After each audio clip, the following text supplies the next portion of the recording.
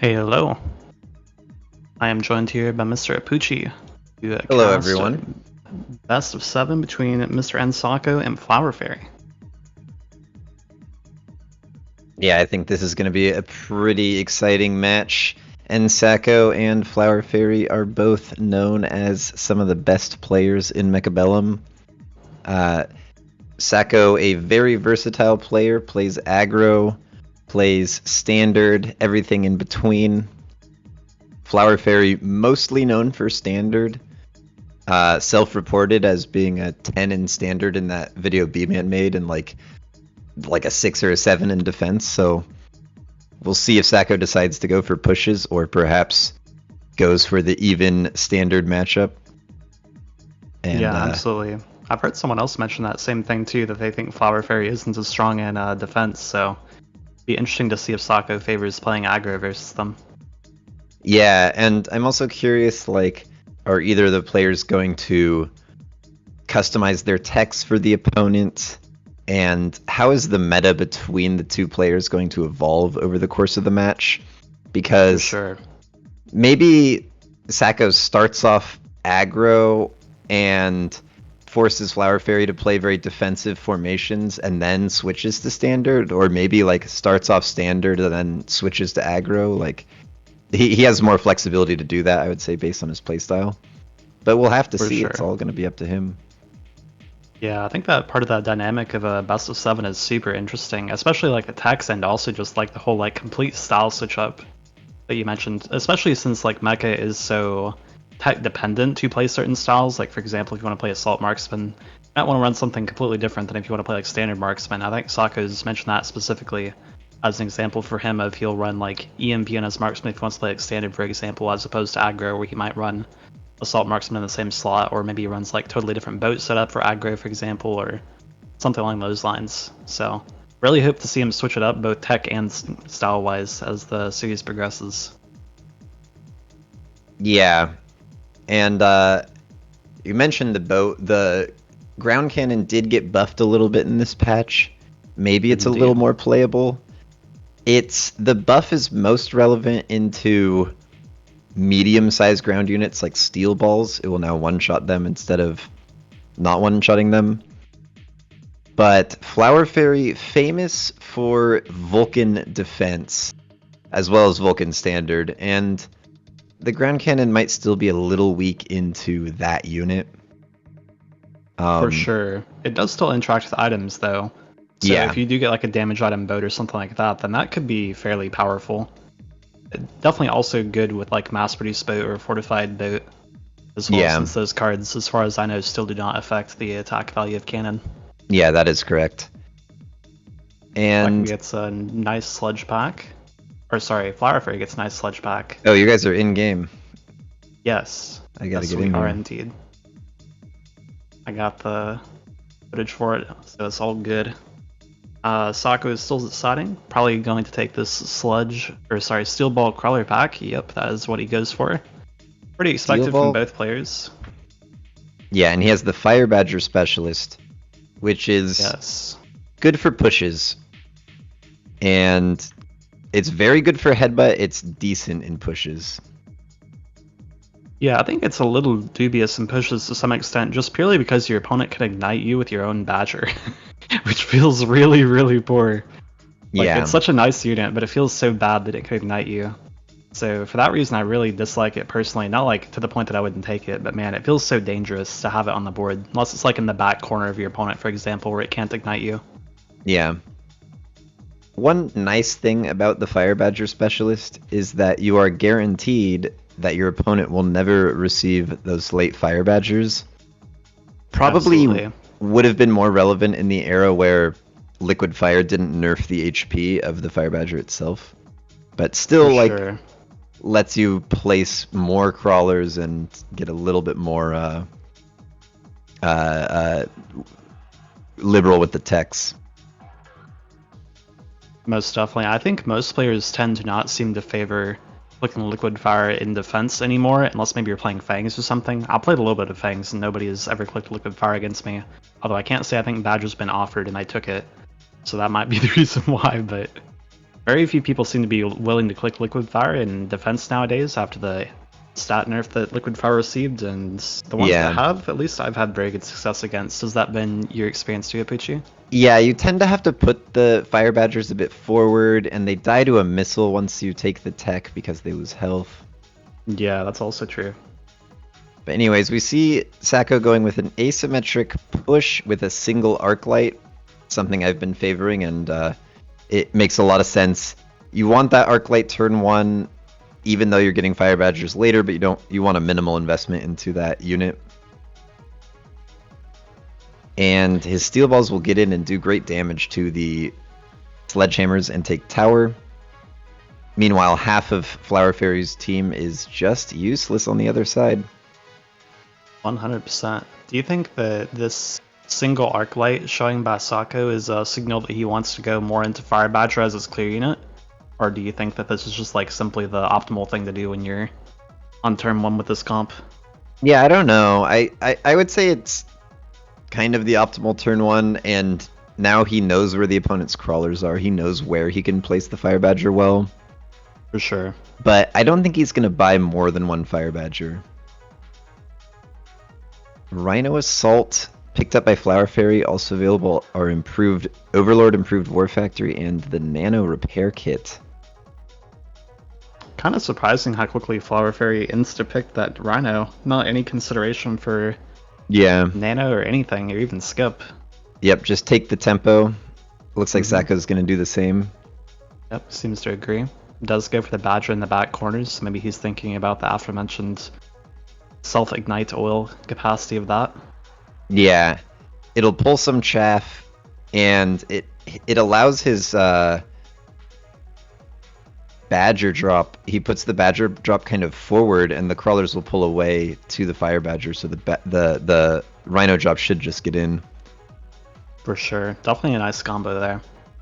And both players electing to go air. Phoenix for Sacco, Wasp for Flower Fairy. Flower Fairy taking... Ooh. Oh, not quite working out as planned for Sacco here. I think it still goes to the tower afterwards, but that was really sad. It might just die too. Yeah, he loses... he gets debuffed by the Wasps very quickly. And the balls are missiled out, so... Flower Fairy, often known as kind of a greedy player, but actually goes very heavy tempo this turn. Yeah, I do wonder if that's because I don't know how often these two play each other. I feel like I rarely see Sacco play Flower Fairy nowadays. Yeah. I don't know what time the Flower Fairy plays, but I think that's a signal that Flower Fairy knows Sacco's a very tempo enjoying player himself, so he expects to need to match that perhaps. Yep. Redeploy offered up, another Nano kit. Sacco takes the Nano. There's also a barrier.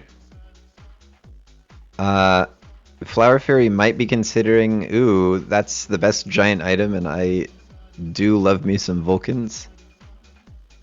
For sure. Sacco instantly goes to the Nano on a Wraith, looks like. Yeah, Nano Wraith, quite nice. The Wasp isn't ever going to kill it.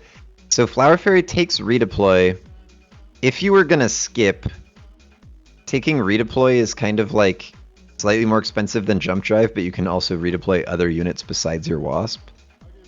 That's a nice way to look at it. That's a good point. And that is you don't get the move speed. But yeah, he'll redeploy the Wasp, and then he'll probably could like move the high-level sledges over to the main defense side instead of having them go to this fortified tower. Yeah, also notably, he's able to use the redeploy to make his sledges vertical if he wants to, which feels like that could be a relevant thing to want at some point. And the Wasps get redeployed to cover the Badger flank, but Sacco just sells the Badger. Oh, charge shot instantly. Charge shot, wow. That's really cool. Let's see, what else does he have? He has EMP, charge shot, elite range. Yeah, charge shot will do well into the steel balls, but not so much the crawlers. Sledges also kill crawlers a little bit for now, and perhaps there'll be either more arc lights or another source of crawler clearance later. But for this turn at least, Crawlers are just getting in, nothing kills the crawlers. And Sacco will take tower. And at least the Wraith will clean this up. For sure, Wraith definitely unkillable with the Nano. And Wraith is a great choice when your opponent's already committed Wasp. It is one of the 2 chaff clear units in the game that clears all forms of chaff effectively, along with Typhoon, without needing a tech. Doesn't need an upshoot tech, doesn't really need... I mean, it needs like range in a sense, but it sort of... And it can clear crawlers unlike a Mustang. Speaking of Mustangs, Flower Fairy goes to the Mustangs, and Sokka takes the Tarantulas. Oh my gosh, and he sold it. He's violating his own rules. He's selling the units. He's selling all the drops. So it's a 2 Tarantula drop though, right? And he has one of them in the flank as a distraction. Yes. And And I this do will like actually- this play quite a bit. This Yeah, it will flank Tarantula. it'll distract the Mustang pretty well. It probably kills the Mustang. Yeah, I think it should. It's generally speaking pretty hard to deal with the Tarantula flank as a Mustang, so... Oh, the charge shot's gonna make The it really charge easy for him shot now. Phoenix. We are just charging all of the shots. Yep, we do not have launcher, by the way. We have EMP. Charge shot EMP. Yeah, this is sort of a classic, you might even call this the meta Phoenix bar. I would say so. Very nice response to Wraith. Doesn't die to Steel Ball. Yeah, And charge Sokka shot takes away Phoenix. the flank crawler. Tarantula's all alone.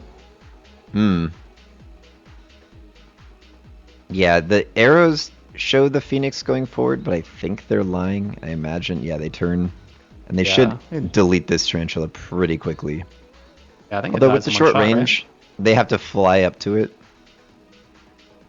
And the blue sledges have been redeployed over, but they are still horizontal. Which doesn't seem to matter too much into the balls.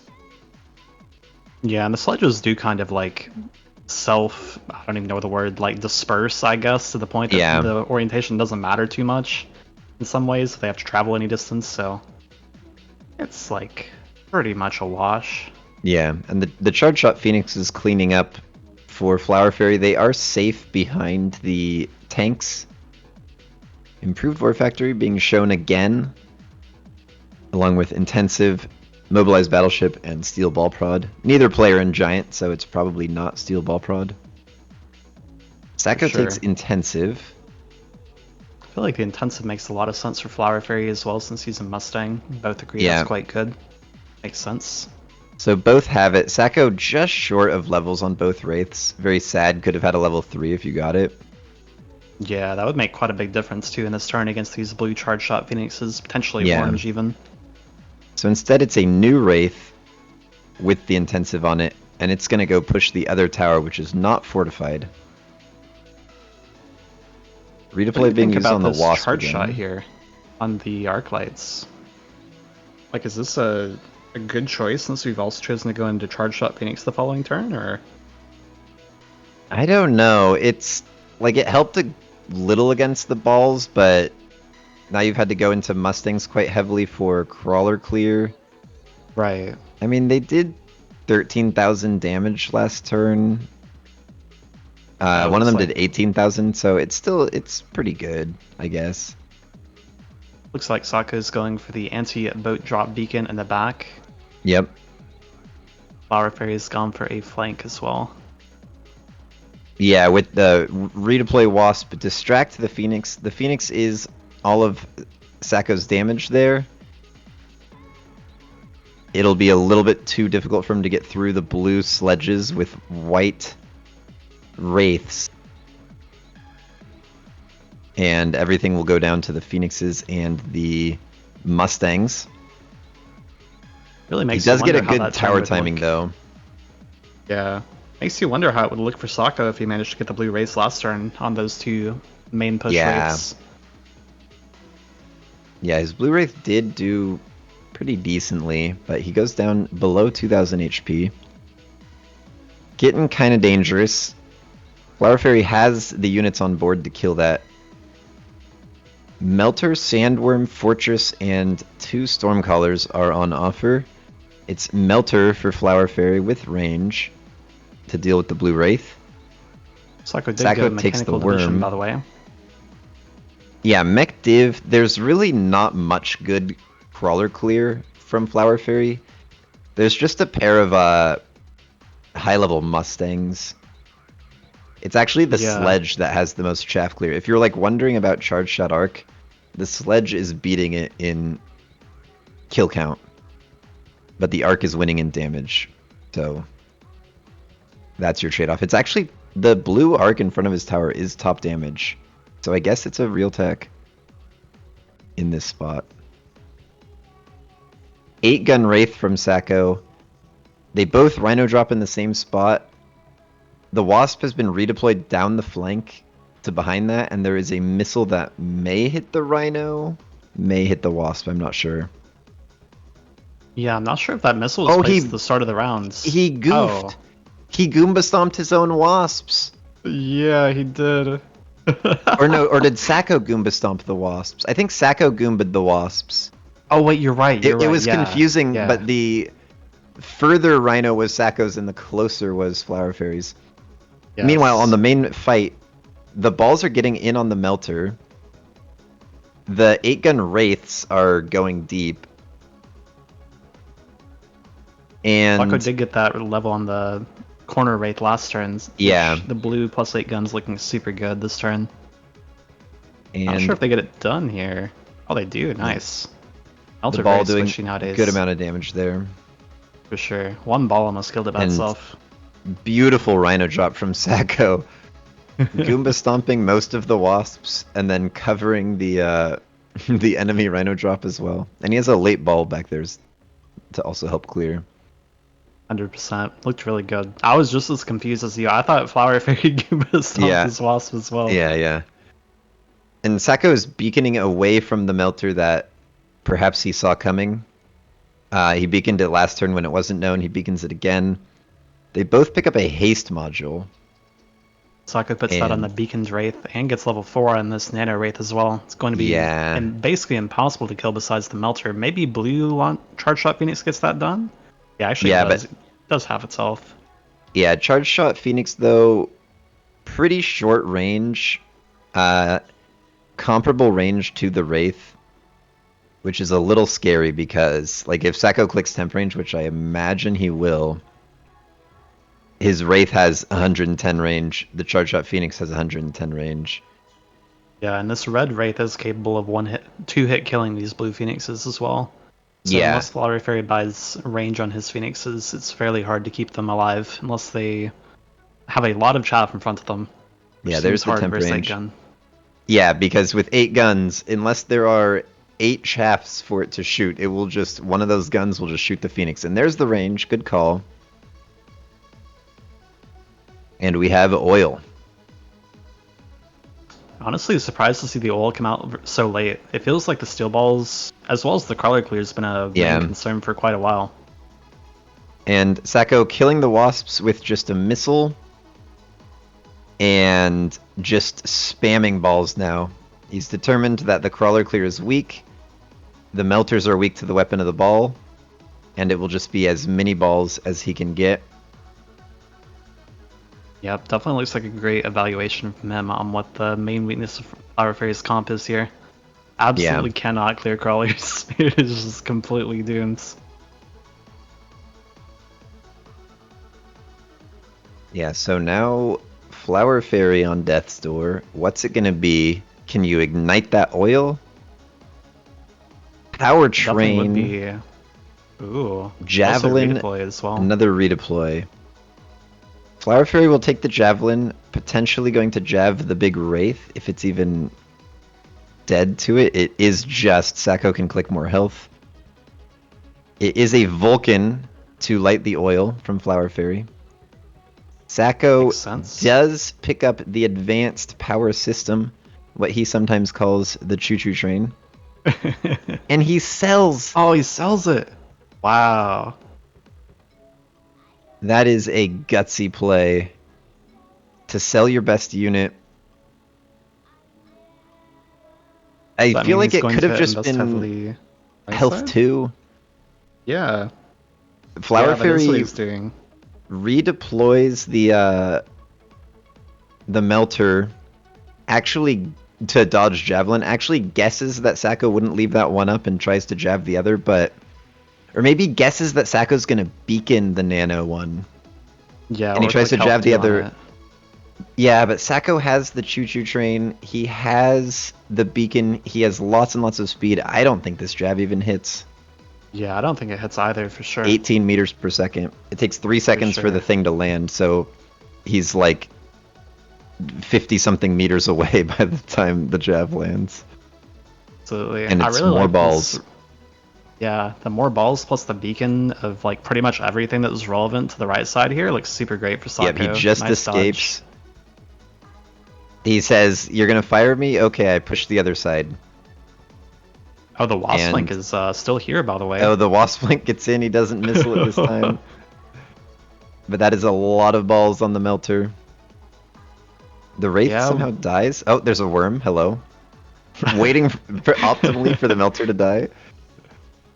The balls do have range, by the way, so they Yeah. are gonna definitely get the single target done, and we do have one Wraith still left. The two It dies Wasps to a going for Phoenix, tower. though. I think it is fortified. Yeah. So Wow. nice turn for Flower Fairy, but that was the oil, that was the Jav. Both of those are gone now. But Sacco did sell his best unit, improved War Factory for the third time being offered. Probably not going to get picked up by either player. Assault Fang, ER Vulcan, Acid Blast.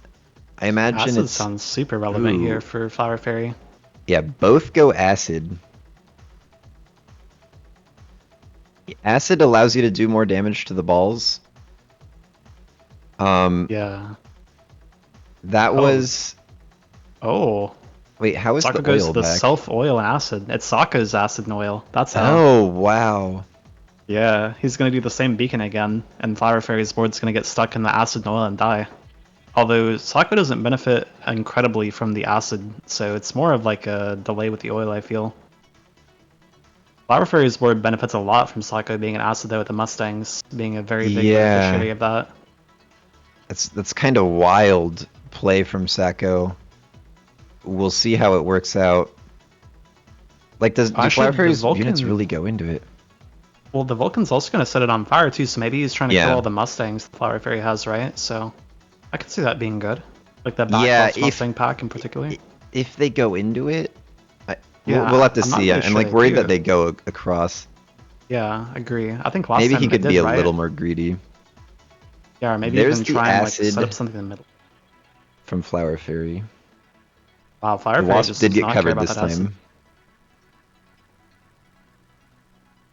So the balls are in acid and they will take a lot of damage from this Vulcan and from the fire on the ground. But the melter is dying. The tower goes down. Yeah, Sacco acided himself over here.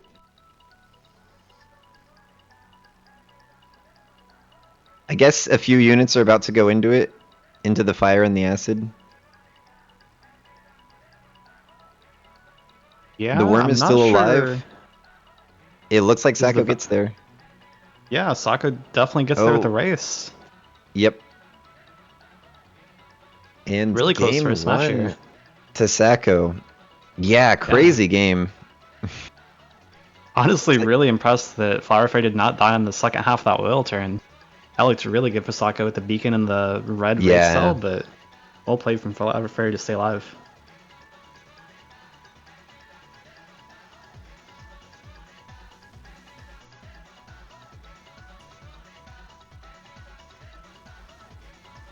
Alright, so Sacco goes up 0-1 in a crazy game 1. There is no multi-beam on Flower Fairy's Melter. I wonder if you ever take off the crawler summoning and put multi-beam here, if you're worried about that. Oh, I have chat turned off. I have to turn it back on. Yeah, that's an interesting point. I feel like crawler summoning is more of like a Giga standard tech nowadays than like a defense tech. Feels like it takes a really long time for the second and third wave to come out. And some players like Red Hair have actually been playing a fair amount of Diffraction Melter on defense in particular, so Yeah. I definitely would like to see that on the bar as well. Miasim uses it a bit. Yeah, I played against him doing that. I don't see very much of Diffract from 501 players though, but definitely some 201s seem to like it quite a lot. Yeah, I have it on, but I rarely end up using it, I suppose. Yeah, same. I've done it like twice. Just done the same thing Red Hair does that. I like it Yeah. against Typhoons a lot. I think it's quite good in that situation. Mm-hmm. I'm Yeah, not it was really sort sure of what besides Typhoons it's great against though. it was the classic defense to the Rhino blender where you would just send like 5 rhinos in a pack in the same direction. Yeah. Because a regular melter could melt one of them, but then they'd all get on the melter and kill it. Yeah. I remember one time I had my opponent build like 7 melters in a row in front of the tower trying Oh, to defend no. Blender. They were all diffract too, and they still couldn't Yeah. beat the Blender. Yeah. It's so beautiful sometimes. If they just It die too is. fast.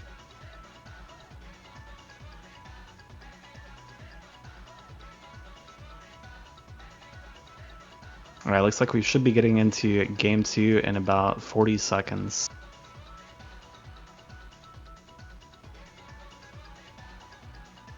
Like you mentioned earlier, Apooche, I'm definitely excited to see if Sako tries to go for the switch up on Flower Fairy, maybe even a standard looking pack and go for an aggro setup for it, or if he's like completely switched his text loadouts or something to go for more standard set for this game, or what his game plan is in the series. Yeah. I love the mind games at Macabellum. I think that's probably my most favorite part, so that part of the like interaction that goes on throughout a series like this is really interesting to me.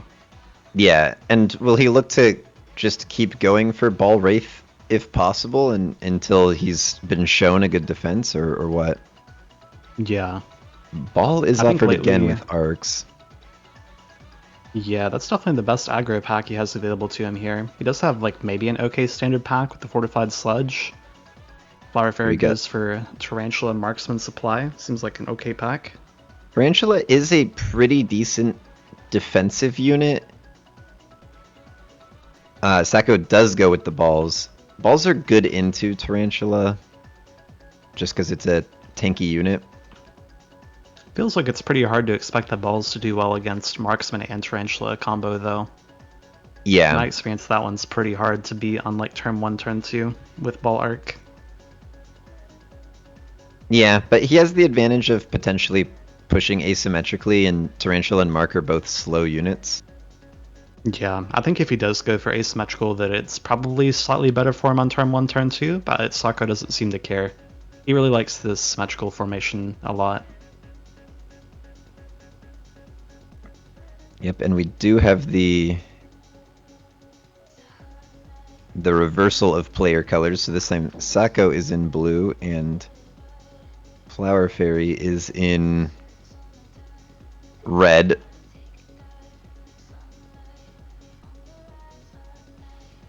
These arcs are placed optimistically, Very optimistic against the Marksman. All 3 and arcs they're are all instant-locked. dead. The chaff is most certainly not dead, so there's just some very sad arc lights. Yeah, okay, so that deploy had some issues for Sako. Yeah, definitely would have liked to see those arcs be a couple ticks back there. Improved Wraith, improved Overlord, heavy armor, and improved firepower control system. Instant firepower pick for the control damage item system. from Flower Fairy. Yeah. Do you like improved Wraith here if you're Sako? What does Flower Fairy run on the bar? It's a very good anti-Wraith bar for Flower Fairy. For sure. So probably not. That's what I think too. It doesn't give you any more HP, it just gives you range and damage.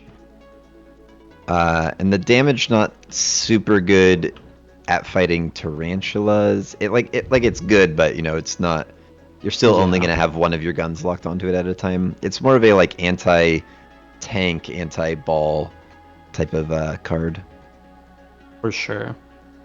Kind of interesting here that Flower Fairy goes this missile against Sako, knowing that he's going to deploy more chaff to protect the arc lights. And also kind of interesting to see Sako put the scrawlers so far inwards to where he is not protecting his ball. Yeah, on the right side here he fixed it. Okay, now he fixed it on both sides.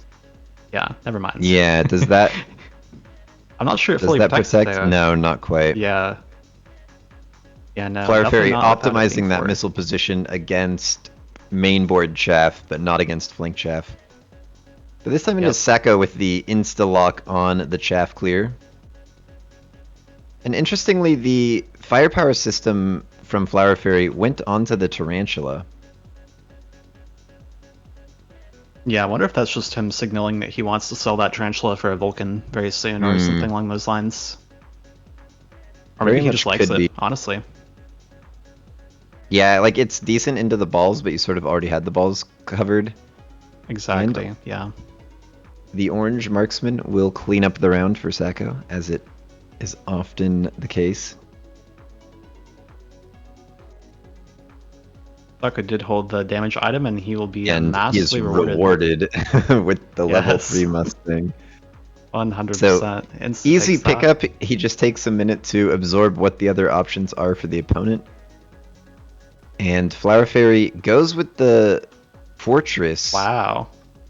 So That does is not want kinda to crazy. transfer the item. Yeah, I'm really surprised by that. I wonder if that tells you he for sure wants to sell the tarantula for a Vulcan really soon or something else entirely. I have no idea. I'd be like Yeah, what are the jumping at the Vortex? opportunity to do that. So if this is pretty meta fort bar right now, launcher range, barrier, and anti-air. So no, the classic like anti-ball tech is actually the fist, which people mostly don't. Not that many people are running it right now. Yeah, honestly, I'm a bit surprised to see Flower Fairy take the fort there over the Scorpion, since he does have the option of getting a premium anti-ball units and Yeah, instead opts for the fort, which I guess if you have launcher on the bar is certainly acceptable versus balls. It's not like it's going to be bad versus white steel balls, but I guess that tells you that Flower Fairy just really likes playing fort defense then. That's how I feel seeing that pickup from him. yeah, or maybe thought Sako might worm Yeah, it could or be that too. fort himself. Yeah. But the Giga Mustang is Giga right now. Absolutely. Tower's feel already like down. There is a high level marksman for it to feed off of. Fort goes down to the balls. And that is a clean round for Sako. Very interestingly too, I feel Sako choose to put the Giga Mustang on the opposite side of Orange Man. Ooh. Port Oh, shield insta and portable power shield. train. I think it's an easy powertrain for Sako. He doesn't have Yeah, level 2 ball to put the shield on. yeah. And the advanced power system, just always going to be pretty good when you're pushing in. He might want port shield for his own fort if he's thinking of going into Mustang Fort. Yeah, I think the thing is, Flower Fairy has really, really low HP, so I think it's very... Yeah. I mean, like, I guess he has a lot of scaling potential given he already has forts in the field, but I feel like you can definitely just play for the kill here. You only need, like, 2 good rounds and he's dead, right? Yeah. I mean, it's 3k health. It's round 4, so you don't do that much damage yet. But Yeah. it can definitely go down pretty quickly. Sako forts the left tower and buys a couple more Mustangs. Flower Fairy range on the arcs, and I think more arcs.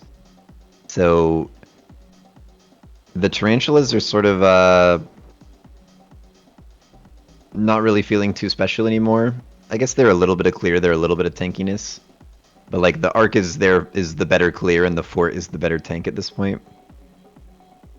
Yeah.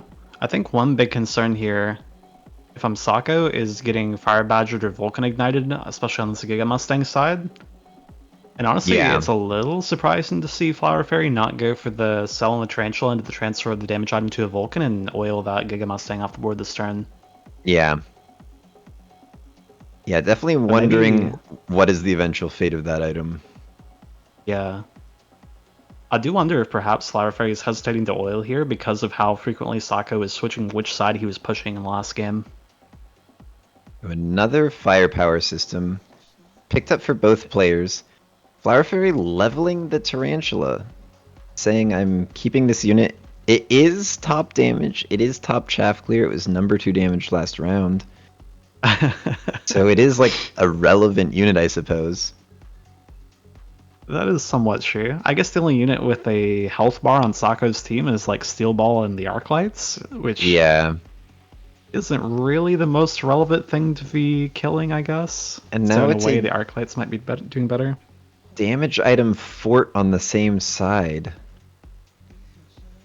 And Sako just damage items his other Mustang on the same side.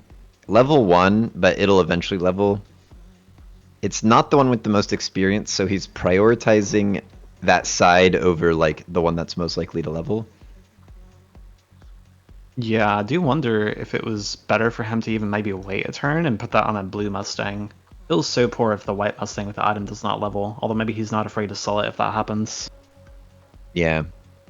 We got more missiles from Flower Fairy. Notably, like, Flower Fairy is not really punishing the flank arc lights.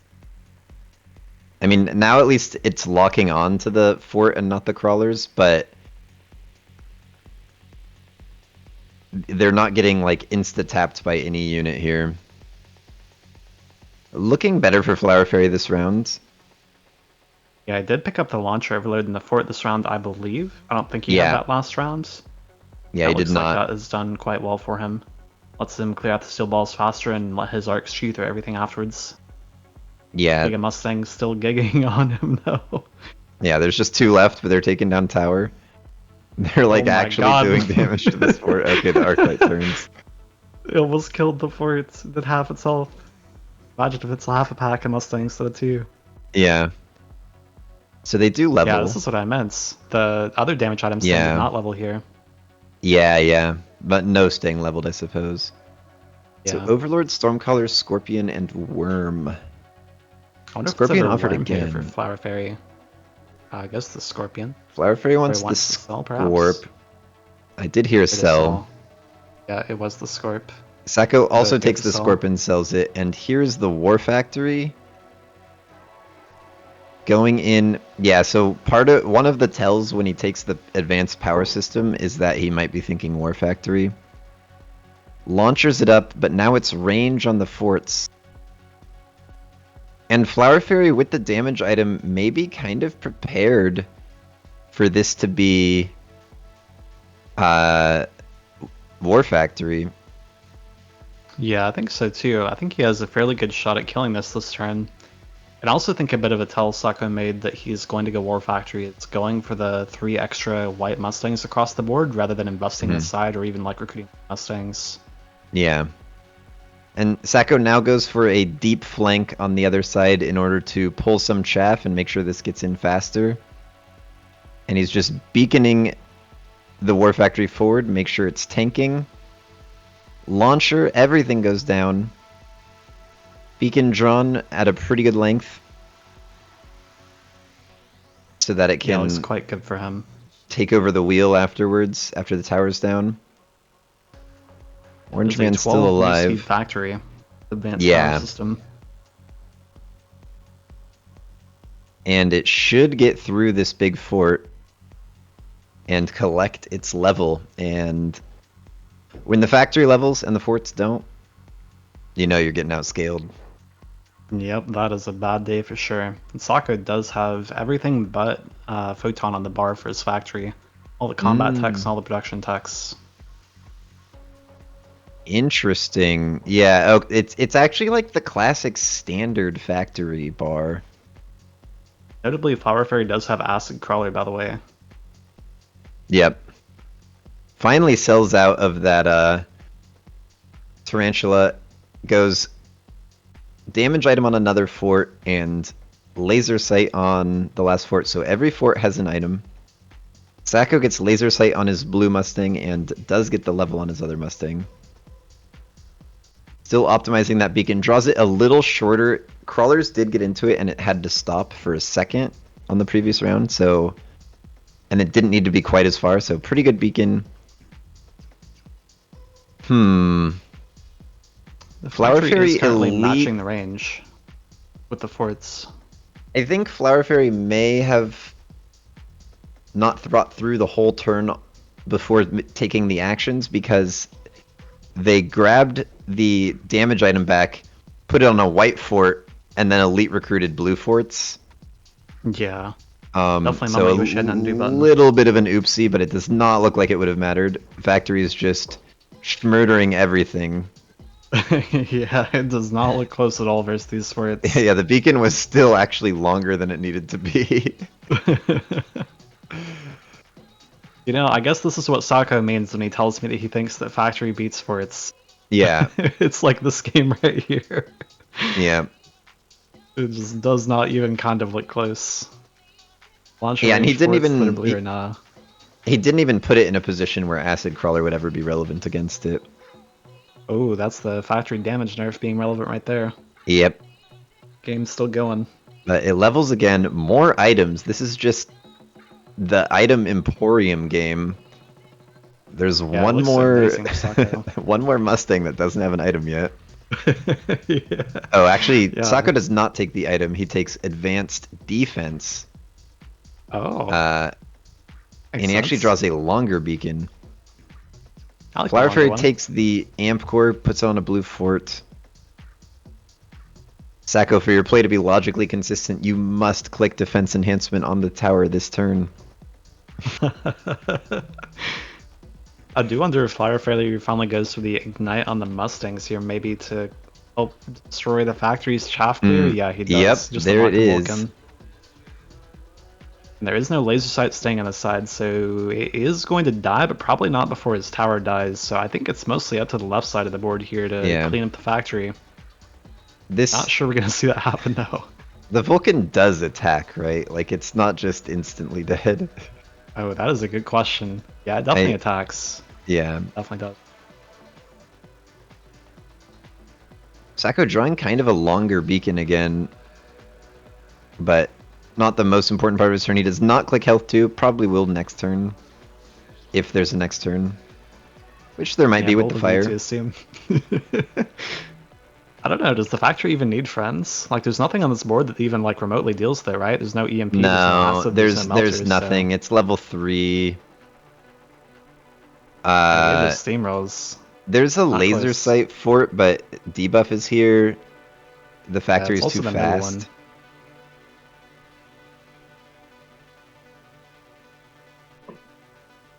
I'm just not sure what you do in this position if you're Flower Fairy besides attempt to acid this thing. Like, obviously he's dead, but Yeah. I have no idea what you're supposed to do if it just levels every turn. It just seems like super duper dooms. Yeah, maybe you regret selling that saber drop. Like there was a point when you had a level 3 saber on your board for 3 seconds and or not saber, scorpion.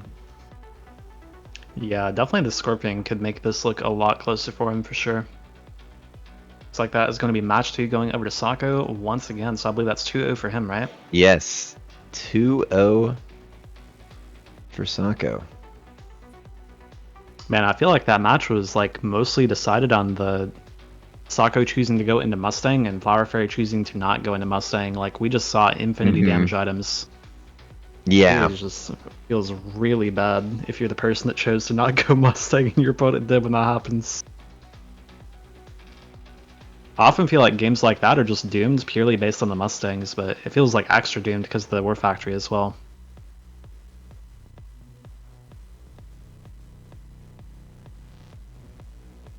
Yeah.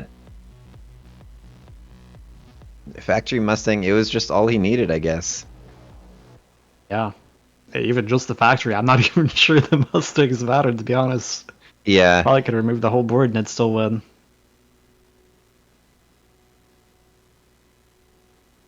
So Sako is in red. I'm trying to keep this match score on my screen updated, but we'll come up with a better system at some point. Who knows, maybe at some point we'll have some sort of overlay source that you can link into and stream elements that'll auto update for you. Yeah. Probably be an easy way. Then production could like do it for you, and we could have it on the main broadcast as well. Yeah. Lots to learn. That's why we're doing this. Absolutely.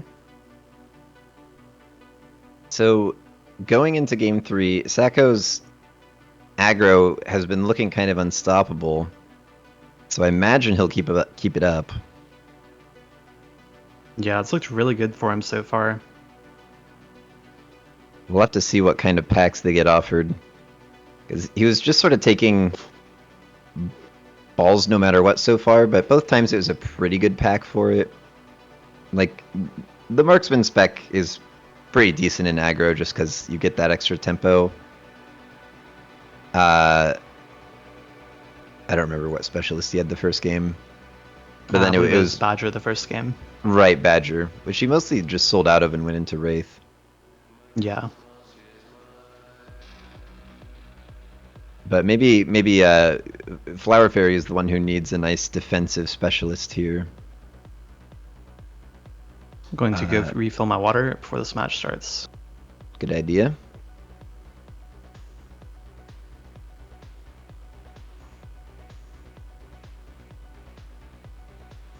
All right, we're getting in game in just a couple seconds. Here's the specialists. Sacco gets offered Ball Crawl Typhoon. I imagine he picks it. Flower Fairy does go Saber, Arc, Storm. Pretty good defensive one. But this pack is one that I would consider S tier right now, especially for aggro. It's basically just a slightly better version of the pack he had in game 1, where Typhoon covers... Typhoon is the ultimate, does not need a tech to clear all chaff, and it's tanky and can afford to take a premium tech in barrier for helping your team defensively. So it's just a premier aggro unit. It's decently fast. It clears all forms of chaff, capable of pushing, and it gets you the bubble, which is often necessary against certain spells. Sacco again will go with the singular Arclight purchase on turn 1 to help get his ball crawl push in. And seeing the Stormcallers, he's going to form up his crawler positioning slightly differently than game 1.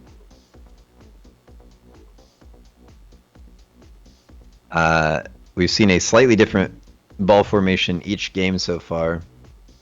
So the idea is that this crawler will take the storm volley, and like his units move down. Okay, he's maybe changing his mind. Tick tick tick. He's got 10 seconds left. You got 10 seconds and you got a bunch of crawlers to place. Okay, no, he's going back more to just crawlers right behind the balls. One in the back.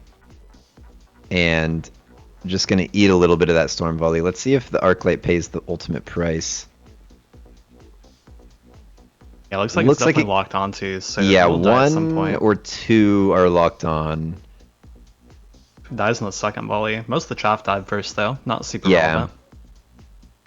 And by placing all of his crawlers behind the balls, they can actually take care of some of the chaff clear for him, because they're protected from the arcs.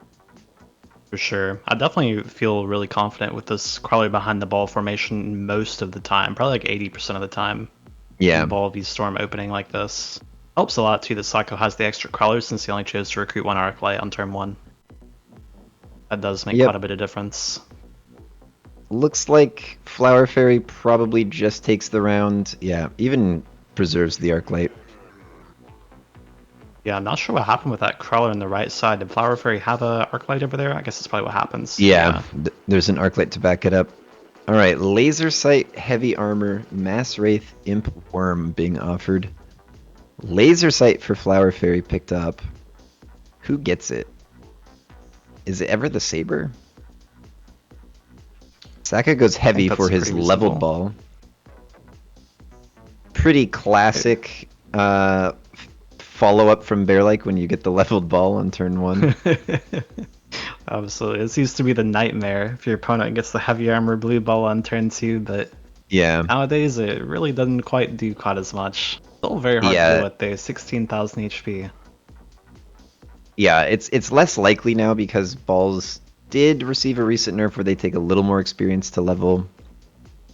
And Yeah, also the heavy armor interestingly, does less. yeah, it does feel like it still levels a fairly large amount of the time though when you're using this formation that Sako has here. This middle Yeah. pack of balls very often takes like almost all of the aggro on turn 1, and the left pack of balls gets to get all the kills. Yep. And that fairly frequently results in the left pack of balls getting the level in my experience. Yeah. And Sako double flanks, which does distract the storm so his arc light can pop off. He doesn't fortify the other side at all, just figures the stall from that one crawler pack will be enough, but it is more crawlers from Flower Fairy, which means even though the arc light is alive, he doesn't get through. Debuff gets applied, and then Flower Fairy cleans up. And Flower Fairy is floating that laser sight. Curious to see what it goes on. Maybe a Wraith? Yeah, maybe so. Flower Fairy instantly takes the Scorpion here. Twice now he's taken the drop so fast that And it equips. bricks out my spectator screen. Yep, And same. I can't even see what his drop is. It is the Scorpion there and does get a laser sight. Yeah, and Sako goes for the Fire Badger, so his entire team is dead to a Scorpion. Yep, He actually and looks sells. Like he says, He sells the big ball upon seeing the Scorp and says, "Nope, not going over Yeah. there. Let me go take the entire drop, put it on the other side, take my Typhoon spec, put it on the other side, and just fully transition."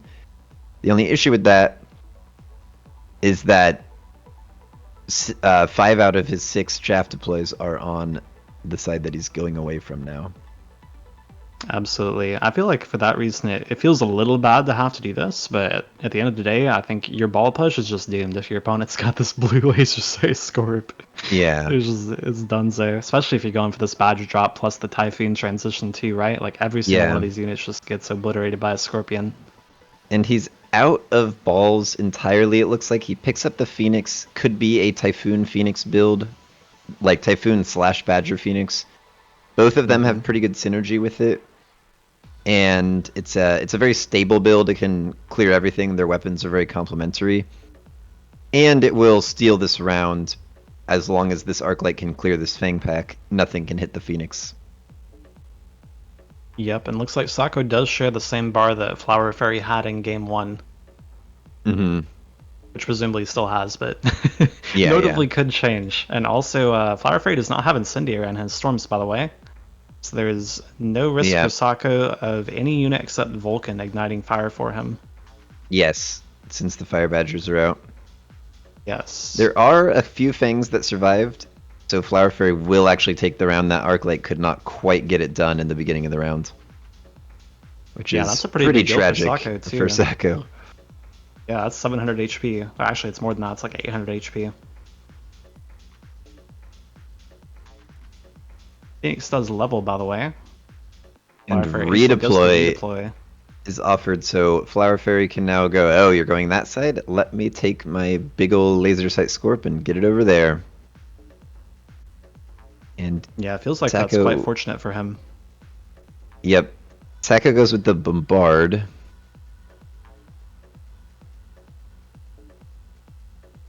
So yeah, how getting are you the feeling Scorp here for word. Sako with redeploy obviously being used in that Scorpion and like having 3 packs of chaff versus your 3 packs of badges and 2 naked Typhoons over here on the right side. This does not look like a good spot to be in to me. Yeah, it's rough, but the saving grace is that Flower Fairy also has very little chaff on that side. It does have the standard like crawler deploy, so a full suite of crawlers, but all these extra fangs kind of got put on the other side, and some of that's getting wasted. That is very true. I guess both players do there. kind of trade that. But Sako's going to want to be mass recruiting crawlers and Typhoons on this side throughout. Absolutely, and the nice thing about the Typhoons too is that the barrier does not care at all what amount of damage the Scorpion's doing. It could be like a level 9 Scorpion, and the barrier does the same thing. It's always going to be at least one shot that it's going to eat. So, yep, in a way, is like chaff. and this time, Bombard will clean out that entire other side, and yeah, Sako just had a slightly better chaff clear and chaff setup on his main push. and is able to take out the Scorpion rather before it actually really gets that much done. For sure, and you definitely also got to think, if you're Flower Fairy here, do we think that Sako takes redeploy and goes back again to the side that he was just on? Does he value keeping his chaff? Does he think that I'm going to put the Scorpion on the right side? Well, redeploy gets offered again, so Sako can do that if he wants. Or he can just start grabbing his chaff, like he had a wasted chaff in the flank, and he's going to bring it over to the other flank where it gets value against that Phoenix. And Yep. Flower Fairy takes the shield airdrop. It looks like Flower Fairy does think Sako might jump back to the other side because shield airdrop is placed on the weak side. 100%. And also, notably, Flower Fairy could fix this interaction versus the crawler on the bottom right flank via mobile beaconing this arc lights. The turn trick, not actually mobile beaconing it, but he could manipulate this if he wants to guarantee that it's helping out that Phoenix versus the Badger if he wish. Yeah, I don't know that I've ever seen a 201 player do that. I don't know how well known that trick is. Yeah, I don't know if they know either. 201. I'm not even sure I've seen anyone do it against me. I do it like every game now. It's amazing. Really good. Yeah, Cast does it a lot. There's a period where Shadoff was doing it a lot, like a few months ago. He changed his username to Mobile Beacon Abuser. That's interesting lore. But now that Suri's video is out, it's more popular. Okay, so Flower Fairy actually adjusts the shield airdrop to the other side, says, he's going on this side. Redeploy the Saber, place the shield airdrop. Sako also does notably go for the bubble on all the Typhoons, which is going to look super duper good versus these groups, but they're kind of clumped, so... Yeah. Not sure how much value we're actually getting out of all those. We don't get full, each bubble is a Scorp shot value here. Yep. Or even close to it. Tower is fortified. There is a Phoenix, and it will take down the rest of Sako's units. Yeah, it looks like a great turn from Flower Fairy. Yeah, just successfully getting everything over to that side. Both players have now fully made the swap. There is a Vulcan offered Flower Fairy that could be comboed with oil. There's not very much chop on this right side from Sako though, so I'm not even sure that it matters very much. Yeah, it's actually Overlord being picked. Now, is it going to be Overlords to cheese that other tower, or will it be Overlords to defend? Sako also taking Overlords. Take it. Yep, Sako does have the classic Typhoon boat set up as well. Oh, he does have Chin Gun back on. Flower Fairy with the carry boat. And Flower Fairy is the one doing the classic boat beacon. Yeah. Sako's not at the moment. Yeah, a bit of a boat cheese. The Chin Gun. He goes Chin Gun. Yeah, interesting. Sako still has some crawlers, one getting missiled. And takes more boats. I think there's definitely a fair shot that Sako's board manages to clump hard enough and clear the medium-sized things fast enough with Chin Guns to not die the speed. Yeah. And Flower Fairy takes oil, and that oil will ignite because of the Badgers. Yeah, I guess he actually just doesn't have to take the Vulcan to ignite the soil. Yeah. Sako's Badgers. So Sako might be dead here with that debuff. And Flower Fairy, seeing how good that bubble was, replays it just as a device. It will go down a bit faster with the boats. Actually, this oil not going to be ignited. No chaff from Flower Fairy can get onto it. And yeah, that's kind of weird. He did have a chaff deployed on the line at the start. I'm quite sure what happened. I guess the Typhoon's cleared too fast. I think the Typhoon's just clear. Or Sako missiled it, and the Badgers weren't in range off rip. Ah, nice. And Sako just doesn't care about debuff. Yeah, it's looking everything very much like the old Typhoon boat. Yeah, Taiba Imba.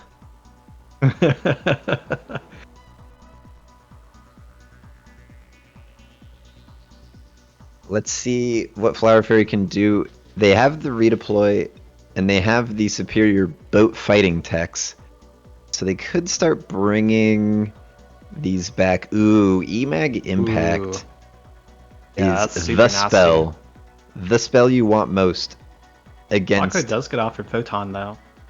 Yeah, but it still clears the bubbles. Yeah, he's not even going to take Definitely it. Very good. Oh, he doesn't. Wow. He takes the underground threat. I wonder where the underground threat gets used. I'm not sure. Maybe he wants to like slow down this push by Flower Fairy on the left side of the underground threat. It does looks like Yeah, he's spawning. looks like he puts it in the back and is just going to level that tower. They've both gotten the tower up to 3. Now Sacco does have to missile this crawler again or he ignites the oil. He might ignite it anyways, I'm not sure. Yeah, It's honestly, a possible bit that surprised by the interaction last turn. Yeah, it's possible the Badger got its first attack off before the oil was down. Like, the missile clears that crawler before the oil is actually placed. Oh, I see what you're saying. Yeah, yeah, that's probably it, I think. Because you would think that the Badger would definitely ignite it. It is in Yeah. range of it. Or no, Yeah, actually, it's not. it's not, but if he clicks temp range, it will be, so please don't click Yeah. temp range, Sacco. Yeah, maybe it's not a temp range angle. And he could also, he's already sold and redeployed, so he can't use that. No, it looks like he will be igniting this oil. Somehow it doesn't ignite even though they attack. I am confused. Maybe if the target's dead, it doesn't ignite. I've never I- had it before. I wish I understood how oil and fire interacted, but apparently I don't. Same, I guess. You learn something new every day playing. Yeah. And the boats are just kind of getting in despite everything. Yeah, Taiba looking pretty ember right now. Yeah, and Not gonna Flower lie. Fairy does not take range on his boats, so Sacco's boats actually have the range advantage here. But the extra debuff from Flower Fairy, and somehow that round comes down to a boat and something on the ground. Yeah, I saw also, 2 balls fly, but I don't know what it was. I'm not sure if Sako ever did click temp range last round, but if he didn't, Flower Fairy definitely did, and that probably makes a difference at the end of that fight. Yeah. Because the boats do have to walk at each other as they like kill whatever the frontmost boat is, so I would not be surprised that's a difference maker. So it's Rhinos for Sacco, Wraiths for Flower Fairy. It's very interesting how this match has transitioned from Flower Fairy playing defense to both players just playing like headbutt basically. ASIM push. Yeah, so that Fire Badger did do 0 damage last round, so maybe it like cancels its attack if the thing is gone. I don't know. It's really weird because Vulcan is like a projectile that it shoots. I don't know if Badger's exactly the same, but you would think that if it's a projectile that it's definitely going to, right? Yeah, you would definitely think that. I guess you would be wrong if you think that. Clearly we were wrong. I guess you would be wrong. So Sacco Sako draws adds... a really long beacon. Yeah, he adds the Rhino into the flank, and the other Rhino is perhaps sold? Yeah, I don't see it anywhere. Pretty sure The it's shield gone. airdrop is back down, and Sacco uses an oil to slow down the enemy crawlers, which may cause the boats to get exposed. Yeah, I really like the ult from him here. I feel like separating the crawlers from the boats is a very strong thing to do. So the bubble is down. The Rhino is still alive, but I think it might die. This is a level 5 tower from Flower Fairy on the right, by the way, here. And the Chin Gun is like really, really, really weak compared to what we used to have, so this Yeah. is not gonna die anytime soon. Yeah, it's still like half health. That thing is not dying. But his beacon didn't include it, so they're going to fly over to the other tower, which is not fortified at all, and they should be taking it down. And Sacco with the Wasp summoning looking decent, but actually, no, his units die, and the game goes to Wow. Flower Fairy. And Chemtrails That in is chat a- confirming the Badger interaction. What is If the it- confirmation exactly? If a unit dies before a Badger or Vulcan hits it, the fire projectile has no target and doesn't land, only gets animated, no oil ignition. Wow, that is so bizarre. That is But- definitely what we observed, but that's so strange. Yeah, but wow, that the Wraith pickup was kind of just enough to clear the Wasps out from Flower Yeah, I Fairy. feel like The race actually looked really good at the end of that fight. I was really happy with how that pick looked from him. Yeah, they all have a pretty decent clear count. And just the backmost boat did good damage. And the level 5 tower stalled for enough. Yeah, I honestly thought that the left tower not being fortified at all might end up being there, but the timing just did not work out for Sako. And again, it was no temp range from Sako. Oh, did he not do that in the last round as well? Yeah, from what I saw on the towers, I did not see a temp range.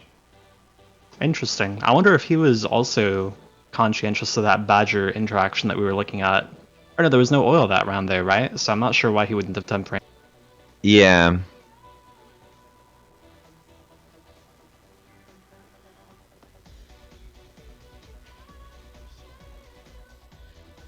Want to give a quick shout out before the next match starts. There is a second week of the MAG1 division tourney going on tomorrow morning, 9 a.m. at CST. And also there is the MAG1 forum, which I don't have the official stream open to link, but I will get that open to link. If anyone wants to join that, I believe they are welcome to see all the discourse goes on there about tourney events, scheduling, and all that good stuff. Yeah, it's pretty active. That's where this best of 7 got organized and offered.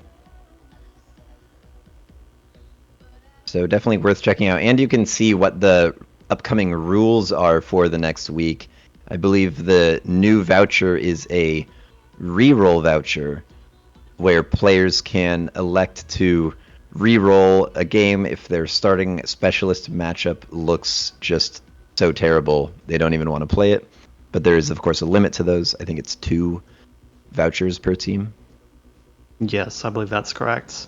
I also would love to see that as a feature in game. Like, that's something that I think a lot of people.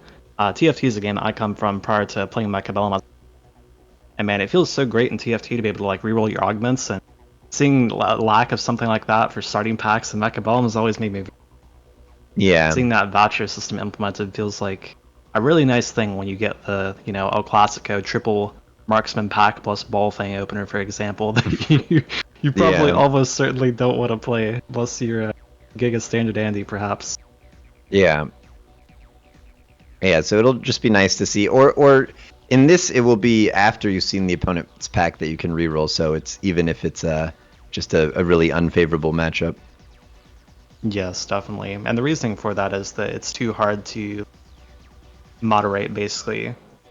Yeah. Whether or not someone submitted their request during the pack selections is such a brief term.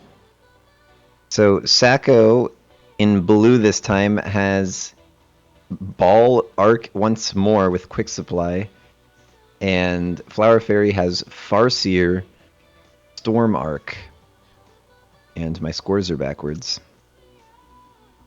Yep, it looks like Sako is going to be going for aggro once again, Flower Fairy going for defense once again. Also notably, both players every game so far have had pretty sure every game. I guess Flower Fairy has had supply, I think, twice so far. Both players have had a relatively high tempo and definitely decent unit opener every game so far. No one's been at any particular disadvantage, I feel, from their opener. Yeah, they've been getting pretty decent packs. Sako... Notably, this time Sako does get the arc ball as opposed to ball crawlers, so he is forced into having 2 additional arc lights, which arguably is quite a big disadvantage versus storm colors, but that is what he has, and he does still have them quite far forward. Yeah, so you won't be seeing them getting locked. It's no marksman this time, so they won't just get insta-pop by marksman, but it looks like 2 of them go down to storms, and Sako just floats the 200 from quick supply. Sometimes in these spots I'll just take health on round 1, because I know I'll want it eventually. Yeah, I think it's quite nice versus the storms. It helps mitigate RNG, whether or not, Storm Volley happens to murder your entire pack on the spot. And if you end up in an arc duel in the middle, your arc wins. Yep. But Although I'm not sure this would have mattered in this round. yeah, The Storm's killed in 2 volleys. It's like crazy good RNG, I think. yeah, pretty brutal. Well, and once you're stuck on those fangs and the arcs are dead, Sacco just does not seem to be worrying about round 1, and is just deploying where he wants them for the long game. Sure. So Rhino I for was thinking he Sacco, might take this. Yeah. Mark for Flower Fairy. Mark's definitely going to be feeling a bit weak versus this Rhino drop. Doesn't really have any additional DPS options, no double shot, no nothing like that. Yeah, Probably going it's to be looking only to get into elite. something else.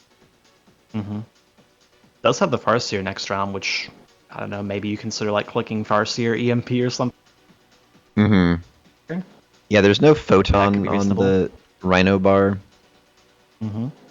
But he's actually just going to run the Rhino down mid to kill that Arclight and then work his way towards the towers. Everything should be running out towards Sacco's flanks and outside pushes, so the Rhino should, after killing that Arclight, just probably, I think it goes to the right. But I think so too, probably. and it will, oh no, he just beacons it. Okay, that also works. His beacon is currently drawn incorrectly, though. It will take probably the arc light down before it kills the tower. Maybe even also get stuck on some fangs depending on how fast it gets cleared. And also Yeah, Stormer too.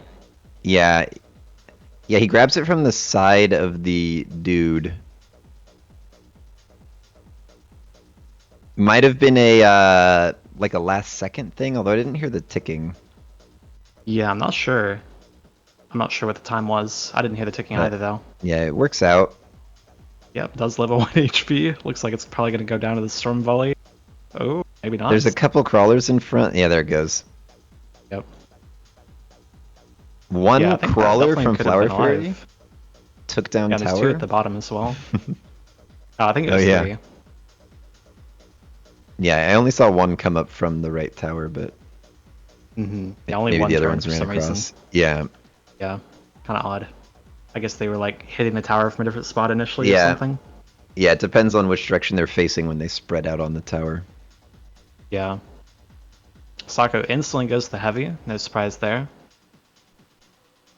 And it's heavy for Flower Fairy as well. Perhaps going to hold that for the next drop, which would be on round 5, 6, or 7. Yeah, thus far he's not shown any preference for going into a job. I think that, at least thus far, we have any reason to believe that that's looking to go into Vulcan or something of that nature. Your mic just started cutting out a little bit, by the way. Oh, I'm sorry. I probably was a little bit too far away from it. So Flower Fairy lines the Farseer up directly with the Rhino, and is just going to be having it deal as much damage as it can. Sacco Yeah, he does have beaconing... $100 left, so he might be clicking EMP. just for the slow. Yeah. Yeah, it's pretty real. It's only 100. Yeah, he may think that Sacco clicks the photon item, perhaps. Maybe we think that happens in heavy armor here. That is a heavy This is- Farseer, by the Yeah. way. That is a 21,000 HP Farseer. It's like half a Vulcan. That's like decent. Oh, the Rhino gets stuck in the crawler. Yeah, Rhino not quite gonna make it in. There are crawlers on the Farseer, but that heavy armor keeping it alive. Actually, I think it's a little over half health. Yeah, looks like it might be quite close to dead if not for that heavy. And Some of those crawlers got all the way onto that tower and did not make the right side. We get to half health. yeah.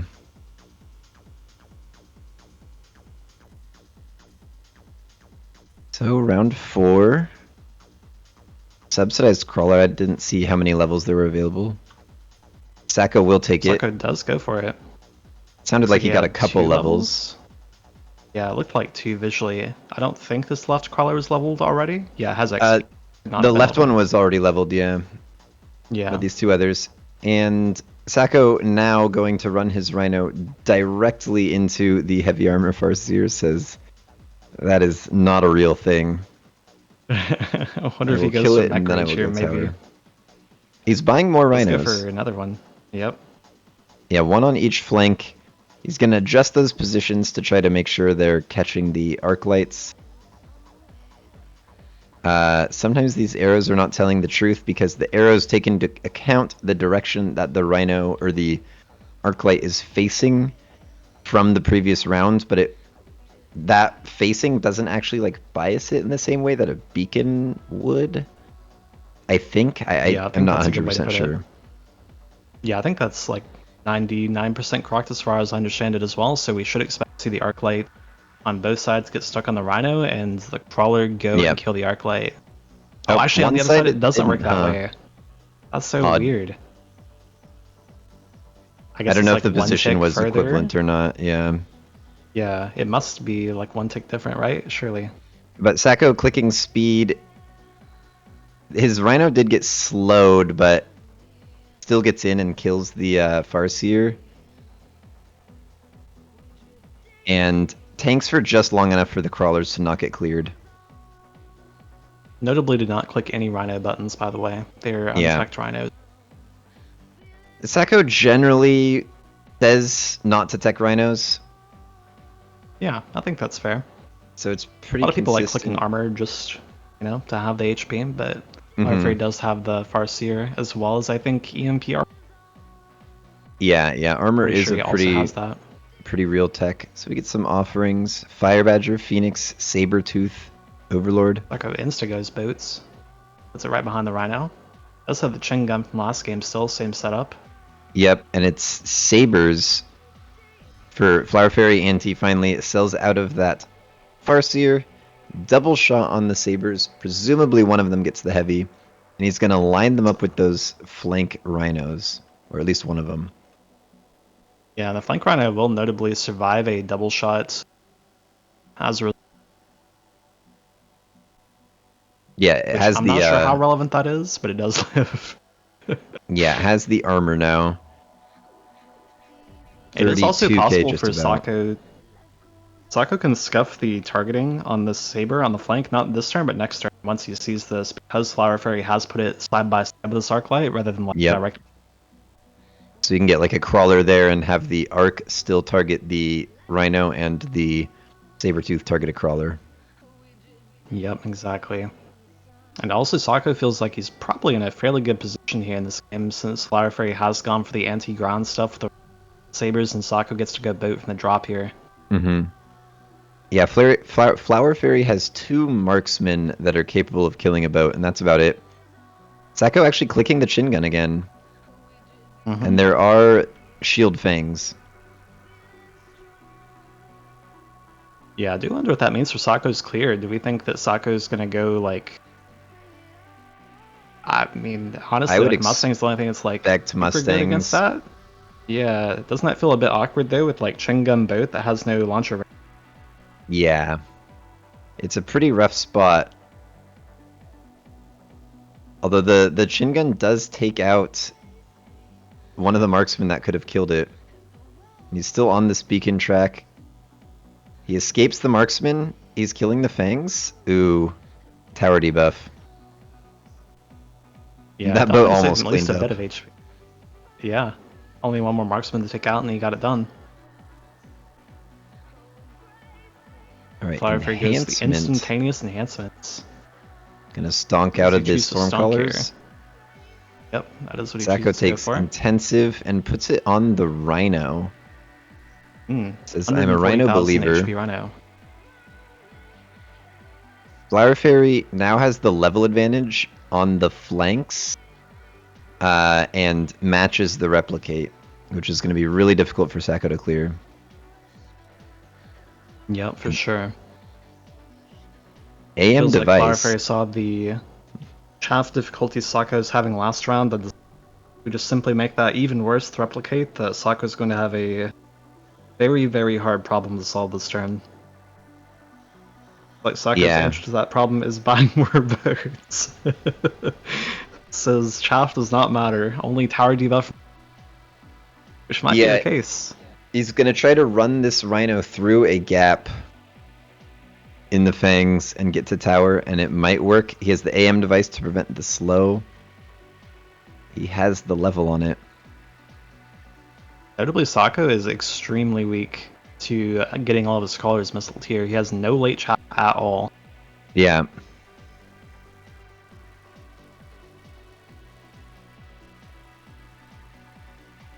And a few crawlers go to stop that Rhino. Few more coming in. Looks like it will be enough. It will not make it to tower. Yeah, and taking this long too does also mean all the replicate debuff goes through, if it ever goes through. The ground cannon taking out the marksman again, but he can't really clear the fangs. Yeah, that's definitely the worst part. Boats are notoriously awful at clearing shield fangs, very frequently like one or fangs. Yeah. Just waste infinity time. Even high explosive boats aren't particularly adept at clearing shield fangs. Not a great unit to have in this spot. Yeah, Sako does still stay alive though. Photon. Sako skips. Flower Fairy takes the lightning storm. Sako gonna go drill, but the drill is still less important than the level advantage, especially since the drill nerf. Yeah, I don't Flower think Fairy that with means attack that you beat a blue 1. crawler here. Yeah, the blue crawlers hit just as hard as Sako's white crawlers with drill, and they have twice as much HP. Sako sells out of his boats. Mm-hmm. And he's gonna spin the rhinos. That is his answer to the shield fangs. It does take 2 spins to get there. Does look like he has Scuff targeted on this left saber here. Not fixed on the right side. Mm-hmm. Flower Fairy does of course just missile that off. Does solve that problem for himself. Yeah, Sako taking a second tech on a unit that's getting completely missiled out of the game. And the Rhino will be slowed by this as well. Unless he places multiple AM devices. Yeah, looks like that's probably not going to happen here. And Flower Fairy gets another nice missile in front of him because new Rhinos. Pretty sure unless they've changed it in recent months as well, Rhinos are quite poor at clearing shield bank clones. Yeah. I think they like take like 2 seconds or like 2 additional swings to actually do the whirlwind animation again, so not a great unit at clearing shield banks at all. But he's getting some replicates in on the right. He actually takes the tower. Makes a difference in the tower. He of course doesn't have a boat, so it's no longer about killing the marksman. He's got a couple of rhinos and a pile of crawlers coming behind them, which is always the key to rhino crawler cleaning up, is just continuously replicating, but no, it is not to be. Flower Fairy cleans it all up. Almost? Just does it. Barely. Minus 18, so the score is 2-2. I need to restart my client real quick. I was lagging a bit there. That's okay, we should have a couple minutes before we get started the next one.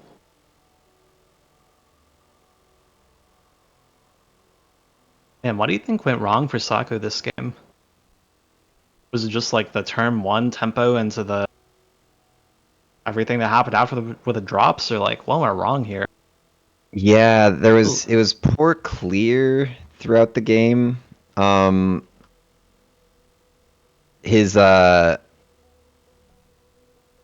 A lot of his units were sort of misplaced. Like since he was beaconing the middle, he never had the beacon for the balls to tell them where to go, and they were getting pulled towards the flank defense of Flower Fairy, so they never really pressured tower, and they didn't quite have good backup.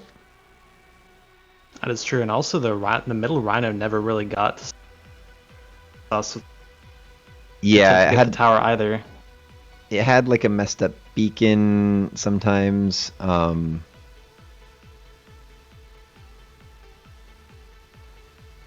then just every round Flower Fairy had something more to deal with it. Yeah, I felt like he was behind in tempo pretty much the entire game. Also did take subsidized crawler, and I'm not really sure how many levels he ended up getting out of it in total, but Definitely did Yeah. not get much immediate tempo out of that relative to leveling it naturally. I think the turn he took it was minus 50 probably. I'm not sure how many levels he did end up getting with that, but it feels like all the tempo just did not go his way that much. And even though the boats pick up from the drop seemed like it was gonna look pretty good, that also just, like we were talking about, it's like hard to solve its chaff clear problem. Yeah. Yeah, I think it really just had to be Mustangs, maybe even with Splash, behind the Rhinos, behind the balls, just backing up the tanks with some proper chaff clear. Yeah, I definitely would not hate seeing that either. He's still struggling into the double shot. Sabers just so efficient at clearing the Rhinos, and they're still fine for clearing balls. For sure. I think he also suffers a lot due to the investment in the flank and like the ease with which Flower Fairy is able to just miss that off the map over again, bleeding to go out. Yeah, yeah, it's like very little late chaff. And with that much investment in flank, you tend to not have that much late game strength because you can't protect that from missiles. And the opponent can tend to optimally counter position you, and anything you place to fight that has the warp in time. Like the flank battles are always essentially a headbutt battle, but you're down the ability to warp something in and have it get an instant kill. Yeah, absolutely. And also I feel like the lack of capacity to like respond to your opponent miss.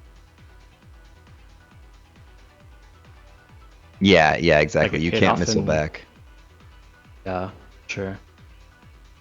Fire Fairy gets some really nice packs here. Some Farseer specialists with crawlers. Gets some giant spec if he favors that. Hasn't played almost any giants so far though, so probably Yeah, won't he take. skipped a decent looking giant spec pack last game. Like personally, I rate giant spec as the worst spec.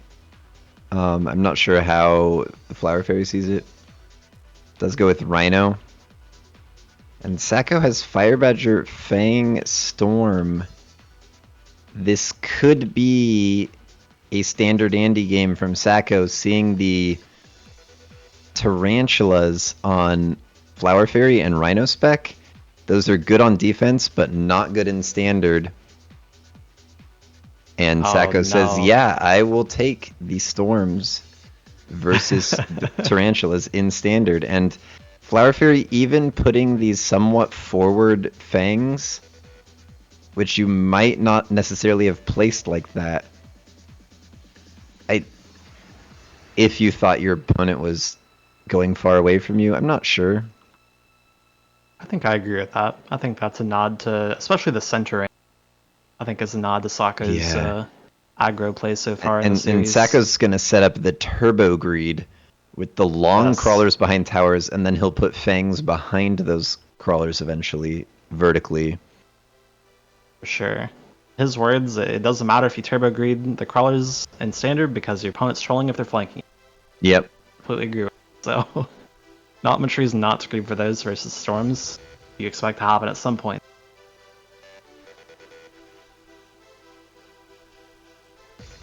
And so this it sounds like you feel he goes for standard here because his opponent is Spider. Is that right? I think makes sense. And because he didn't have any great aggro packs.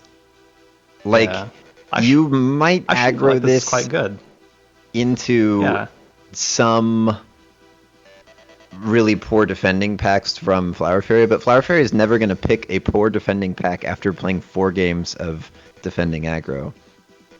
Right. So this is one of the ways we were thinking this series might play out in the beginning when we said, what if Sacco just like gets him in a really defensive mindset and then goes standard? Yeah, for sure. And both players are super rewarded for not having existing triple. Yep. So Flower Fairy going to take the cell on a Tarantula in order to afford the double Stormcaller turn on top of the arcs. And gets the board into almost a mirror, but Sacco is up Storms and has a Fire Badger where as well. Yeah, has a Fire Badger where Flower Fairy has a Tarantula.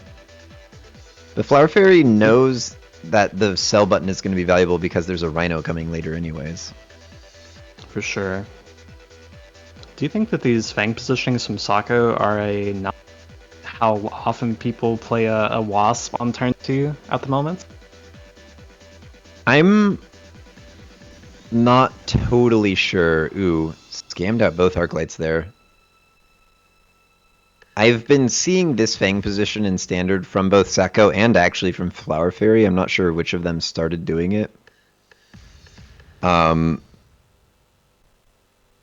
Sako is using Flower Fairy's like exact formation against them. Yeah, it makes a lot of sense to me. I mean, Flower Fairy is like the highest rated player on the ladder by a lot right now. So Yeah. definitely down to copy what they think is good in Standard. Yep.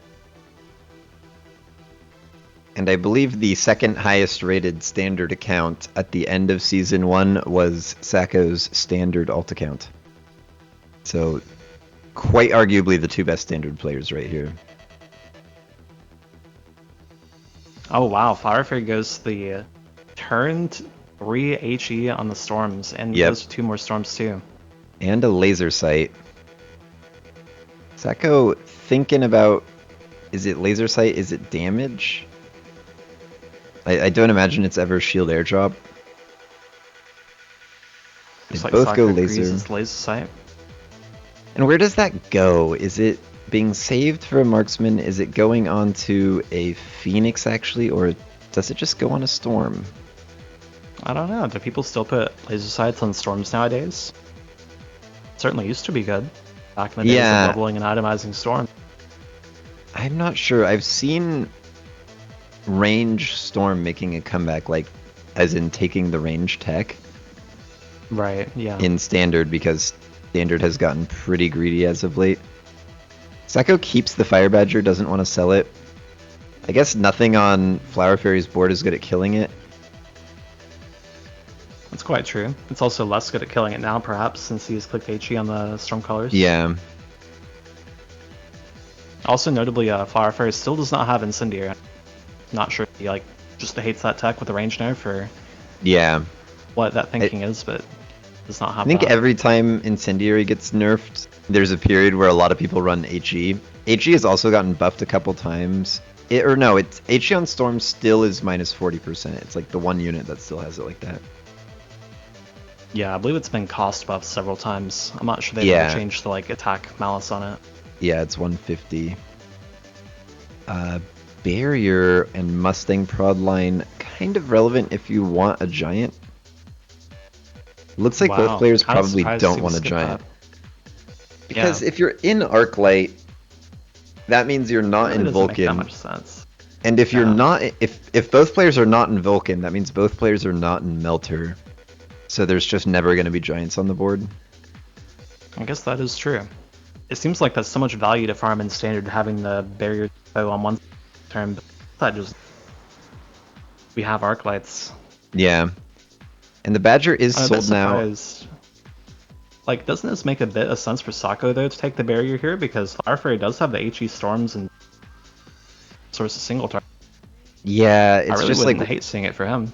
What giant are you putting it on that isn't like redundant with your comp, I suppose? You probably just want to play regular bubbles. Yeah, it sort of has to be Vulcan. So there is a Rhino on the board now. Flower Fairy did not sell it. Sako does elect to sell his Fire Badger. And he just gets some good protection for his Arclights so they won't be dying to Storms instantly. Both players have picked up a range on the Arc System. Yeah, and Sako's non-laser sight Phoenix getting killed by the laser sight Phoenix, which will allow the Rhino to get in. So Rhino spec kind of showing why it's still one of the best specs in the game. I believe Flower Fairy opted to ace him this laser sight Phoenix matchup. Mm-hmm. Yeah, that way he did want to put the Rhino on the same side. Seems a little odd. Maybe you want to stop Sako's laser sight Phoenix from snowballing, perhaps. Well, looking at the play out of that round, his laser sight Phoenix beats Sacco's non-laser sight Phoenix, and that winning matchup allows, if that Phoenix of Sacco's is dead, then the Rhino is alive. So it sort of depends on when the timing happens. Right. Yep. Yeah. They both greed super supply. Welcome to Stormcallers. It's round 5. We For don't sure. care because every round is going to be pretty low damage. They both have the exact same beacon mirrored here in the middle. Both have the exact same mirrored storm positions. Same middle back fang. Almost same Phoenix positions. Flower Fairy Yep. is not greeting the Giga Greed crawlers behind the tower. Very little variation here between both boards, but Yeah, I variations think. are in Sokka's favor, I think. Yeah, I think these crawlers were placed round 1. I don't remember for sure. Yeah, I'm not sure either. And Sacco has range on Phoenixes first and has more Phoenixes, which is a pretty decent advantage. They're good for killing the Arclights. They're good for killing the Rhino, obviously. Yeah, that's one thing I was a bit curious about when I saw Sokka buy the Phoenix originally is, like, a lot of people seem to favor Marksman right now over Phoenixes in Standard, which Yeah. I find a bit odd just because of the prevalence of 4 storm boards. You would think that having the unit that doesn't die to the storms is really Yep. good, which, I mean, they both seem to agree that that's the case here, but I don't see a lot of people do this right now. Yeah. One thing is, Marksman did just have Elite Marksman nerfed even more. That is true. Yeah, that did just I happen. mean, but neither player is even running Elite Marksman on Phoenix because it's also Yeah. had it nerfed. Fortresses come down for Flower Fairy and does go Take them and insta-AA them. AA. I do not see that as a route to victory. I think Saka's going to take this with AM War Factory or even just lots of AM devices. I don't like Yeah, 4AA in there's- Standard at all. Interesting. I haven't seen it play out too many times, but definitely there are 4 storms on Flower Fairy's side in addition to the 4th, so maybe it's a little more difficult to AM, but certainly Sokka is a War Factory. I would not be surprised at all to see that get. Yeah, and he does go for the cell, so I think that's probably a tell that he's going to War Factory. Yep. He takes the fort, he takes the cell, and the main issue here is, are you getting tempoed out? And maybe that's what Flower Fairy's going for, with 4 forts with anti-air. Yeah, I think that makes a fair amount of sense. It takes a while to get the War Factories in place. Sacco goes fire and range on the storms. And oil. So going for a bit of a tempo turn in terms of those plays, but how's he gonna spend the money? Is it Phoenix levels? Question is does he spend the money? Floating? Yeah. He Yeah. buys one more chaff somewhere, another chaff, and Takes defense. HP. And does not take the Floated Phoenix 150. levels. Floated 150, bought oil to kill lots of conf this turn, buy some tempo, Yeah. and go into War Factory next turn.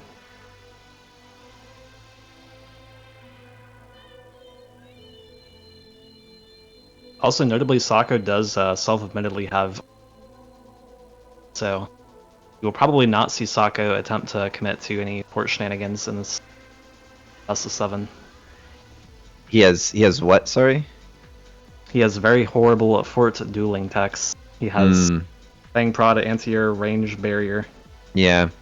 But because of the fire, Sacco's fort actually beats 2 forts of Flower Fairy. Actually going to beat all 3, so he wins the round with the fangs. Yep, just barely. Maybe not. 4 of the fangs are they're trolling. Yeah. Yeah. Classic. Oh, actually, no. Yeah, it's Neither it's player a wins. tie. Man, that's Alright. a standard round if you ever seen one right there. Time's out. Nothing's even done. Intensive nano. Sacco clicking nano, so maybe thinking something else? They both click nano. Yeah. Sacco sells the laser sight Phoenix. Nano on the it goes fort, and it's Melter. going to be melters. He just says, sure, you took anti-air, but Flower Fairy reading the flowchart looks one step ahead and goes wasps. Yeah, Sako does have lots of late fangs though, so I don't think it's impossible that he's able to clear these wasps this turn. Yeah, if Sako like Giga Hard reads, he ranges the fangs. But he has to Yeah. read that Flower Fairy read him a turn ahead. And Flower Fairy, like in principle, doesn't know if it's Melters or AM War Factory here. Yeah, absolutely. And I guess the important point here is that it actually doesn't probably matter whether or not Sako fangs here and like plays around this wasp drop because it doesn't die, right? So Yeah, he I doesn't mean, I die. guess he could die if like everything lived, but that seems improbable. Yep, he's just playing long game. And will it be ranged fangs or will it just be Mustangs to counter these? I guess Yeah, Flower maybe Fairy since Flower deciding that Fairy. with the one-sided anti-air commit, you're okay with going wasps because you can't get like anti-air wasp. Yeah, Dude, that's pretty true. good value missile there. It's an arc. No, the arc light lives because of health. Okay, we've got a melter locked onto fort on the right. On the left, Sako has the level 2 nano fort, which should be very difficult to kill, and it can kill forts just fine. Flower Fairy notably Yeah. spent 700 on fort barriers. And Sako is Not showing why he sure. says, I don't think forts are good in standard. Yeah, for sure. Except this blue nano for it. That one's And definitely good in standard. this one Fang is trying to make up for the failure of his comrades last turn. But the Melter will come take care of it. Yeah, looks like a pretty amazing round from Sako, even though Flower Fairy did read Melters and went into. Yeah. It was untechted wasps and the fangs were just enough. Steel ball prod line for both players. Sako is out of the fort. Says, you did great, but I don't need you. And he has 3 items for his melters, which is Flower pretty Fairy darn goes good. for a preemptive, like, Melter Barrage eating flank right here. Very nice play from him. Yeah, well, it not only eats the barrage, but it also eats some fire up and allows him to oil. Oh, yeah, that's probably the purpose of that, isn't it? It does also Yep. happen to eat the barrage. Yeah. So it's Probably always. just incidental. And Flower Fairy sells out of whatever had that nano kit. I think it was the fort on the right and just moves it to a fort on the left. Yeah, I think he's decided that this range, laser sight melter on the right is just not going to be dealt with. Yeah. Which I'm not sure how he does kill that. I Oh, guess. Sako reading the oil possibility says we're deep enough into the game that I'm just going to shield up at least my Stormcallers and the majority of my chaff, and it is Fang range. And just more Fangs in the back. Yeah, and looks like Flower Fairy gets the charge shot on the birds. Charge Will shot most definitely Phoenix, be enough yeah. to kill melters. Yeah, it can kill a Melter. But you've got to have all the chaff cleared. Sako Ooh, did go for Fang range this turn, by the way. And oil does not have the bug against shield devices. I think it's only fort shields that it has the bug against. I don't think that is true. I think it's both. Okay, well, it didn't have the bug this time at least. Yeah, good for Sako for sure. And he's got the Fang range also keeps them out of the fire more. And it just, this tower looks so close to dead, but it's not. There's just like 2 Fangs Yeah. and some ball prod. Oh, finally it goes down. But it's a little late. Splash storms cannot kill a Melter to save their life. And Sako says, Melters who's the best take a standard match. player? Yeah, really nice showing from him. Definitely navigated this match really well. Yeah. Very clean. Very classic. Firestorm Melter in the end. It's funny, he like couldn't sell out of all the Phoenixes because he had to sell out of the fort. Yeah. Yeah, the fort drop, a little weird here in this match. I definitely agree with you that I don't think these anti-air forts ended up looking very good. Like, Yeah. maybe if Sako like doesn't read that he takes the fort and he went like buys 2 or 3 more, maybe it ends up like Yeah. He I'm just buys more Phoenixes and commits a second tech or something. yeah, exactly. That's like the ideal scenario. Yeah. Even in that case, do we think that Sako isn't able to just pivot Melter and have the same outcome? I'm not sure. Yeah, I'm not sure. Maybe if he's that deep, he goes to the War Factory AM line. Yeah, perhaps.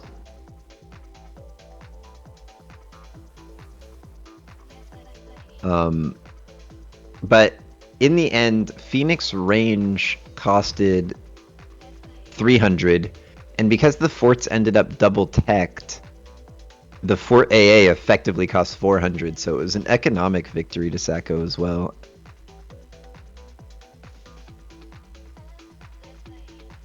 Yeah, for sure. And it definitely seemed like the just efficacy of the board at the end is it's not even a little bit close with the discrepancy between the forts and the Melter. That matchup does not look good at all at standard. Yeah.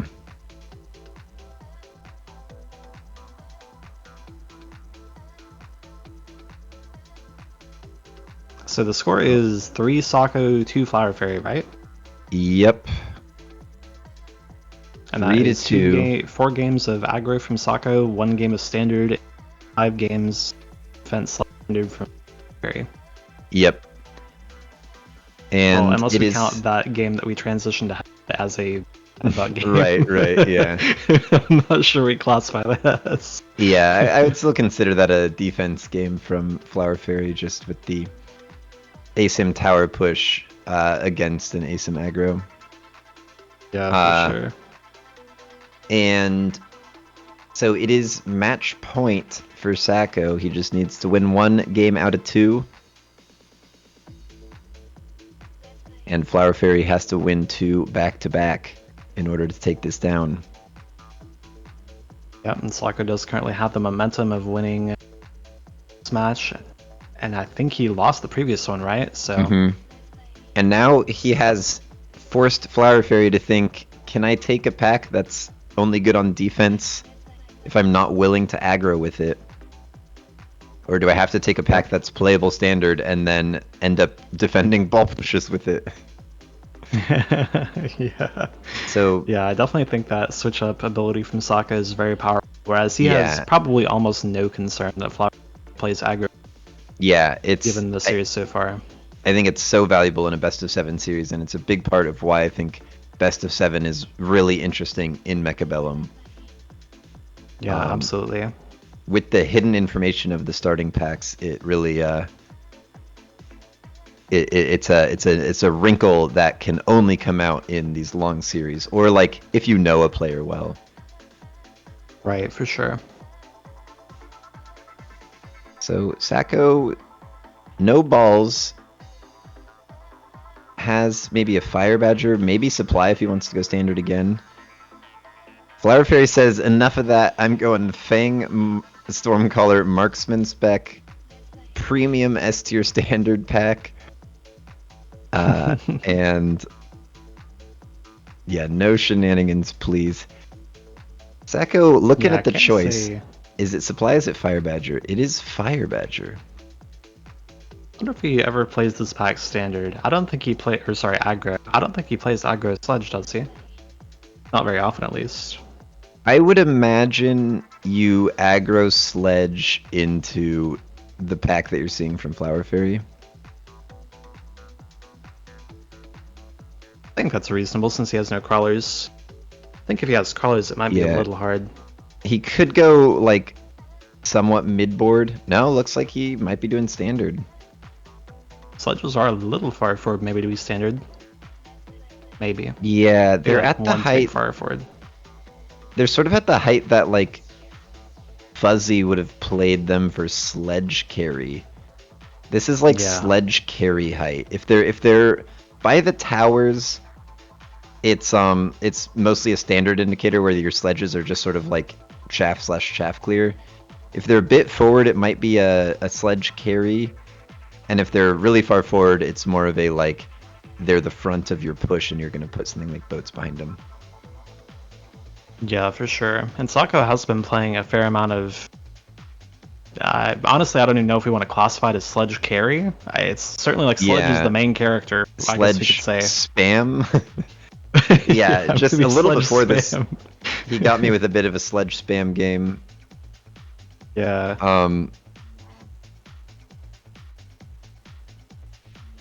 And sorry, someone like first time chatted a Google link in my. Sorry, what the heck is going on? Blanca W. Well, that's okay. Flower Fairy takes the match, beats the sledges very handily. Yeah, the Stormcallers and the Fangs pretty advantaged round one. Instant subsidized Darklight take from Flower Fairy. Makes plenty of sense. Probably quite good into the sledge, and he showed earlier in the series that he is very willing to click Charge to Arclight, which, at least historically, is rather good into sledge, particularly if they do not have E, like Sako's sledges do not, so mayhaps if Sako goes into sledge spam here, we'll see some Charge Shot Arc, perhaps. Definitely not going to do it off rip, though. Yeah, I would think it's like range first. For sure.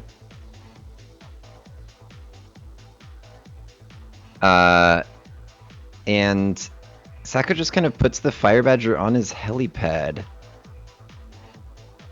Yeah, I think he had a very similar positioning in the last game too, right? I'm pretty sure he had a Fire Badger. Yeah, It was in the same exact spot.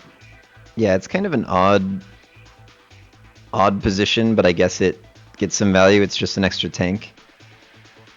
Yeah, I think maybe his goal is for it to split, perhaps. It definitely is doing that and was doing that. So I think that's the purpose of it being in this spot. He just prefers that it's not all in the same spot versus the storms, perhaps. Thinks that's a bit more efficient. Yeah, is he going to be able to clear the... Not quite, the orange marksman. Oh, tower debuff? Scam? Looks like it might get there. There's one crawler. One no. crawler. No. Feels bad, Right. man. And welcome Raiders from Amarok's channel. We are casting a best of 7 between Sako and Flower Fairy. The score is 3-2. Oh, the triple white saber pack. Is this something you ever pick in standard? Oh, yes. The answer is yes, definitively. Yeah, Flower Fairy saber. instantly goes for it. I know Steel Sane is a fan of it. I think it is the maximum sell pack if you want to just slowly sell out. But you can also Right. like range them sometimes. They're a decent tank buster into the Fire Badger and sledges of Sako. Sako's selling the Fire Badger. Yeah, looks like that's maybe a signal from him that he also plans to sell the sabers afterwards too. Yeah. Sees value in the sell button. He's going to spread a couple more sledges on the board. They had been feeling good up till this moment. Now there's sabers, kind of a spooky situation. Is he going to range the sledges?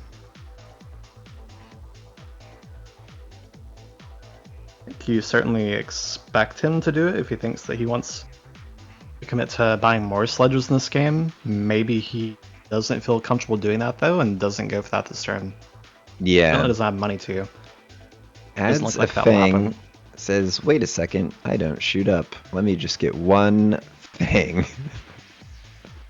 How do you feel about this triple interior saber from Flower Fairy? Like, I think all he can see is Sako's middle sledge. Yeah, he knows Sako has 2 sledges and a Fire Badger in there, and he just says, that's where I need my damage.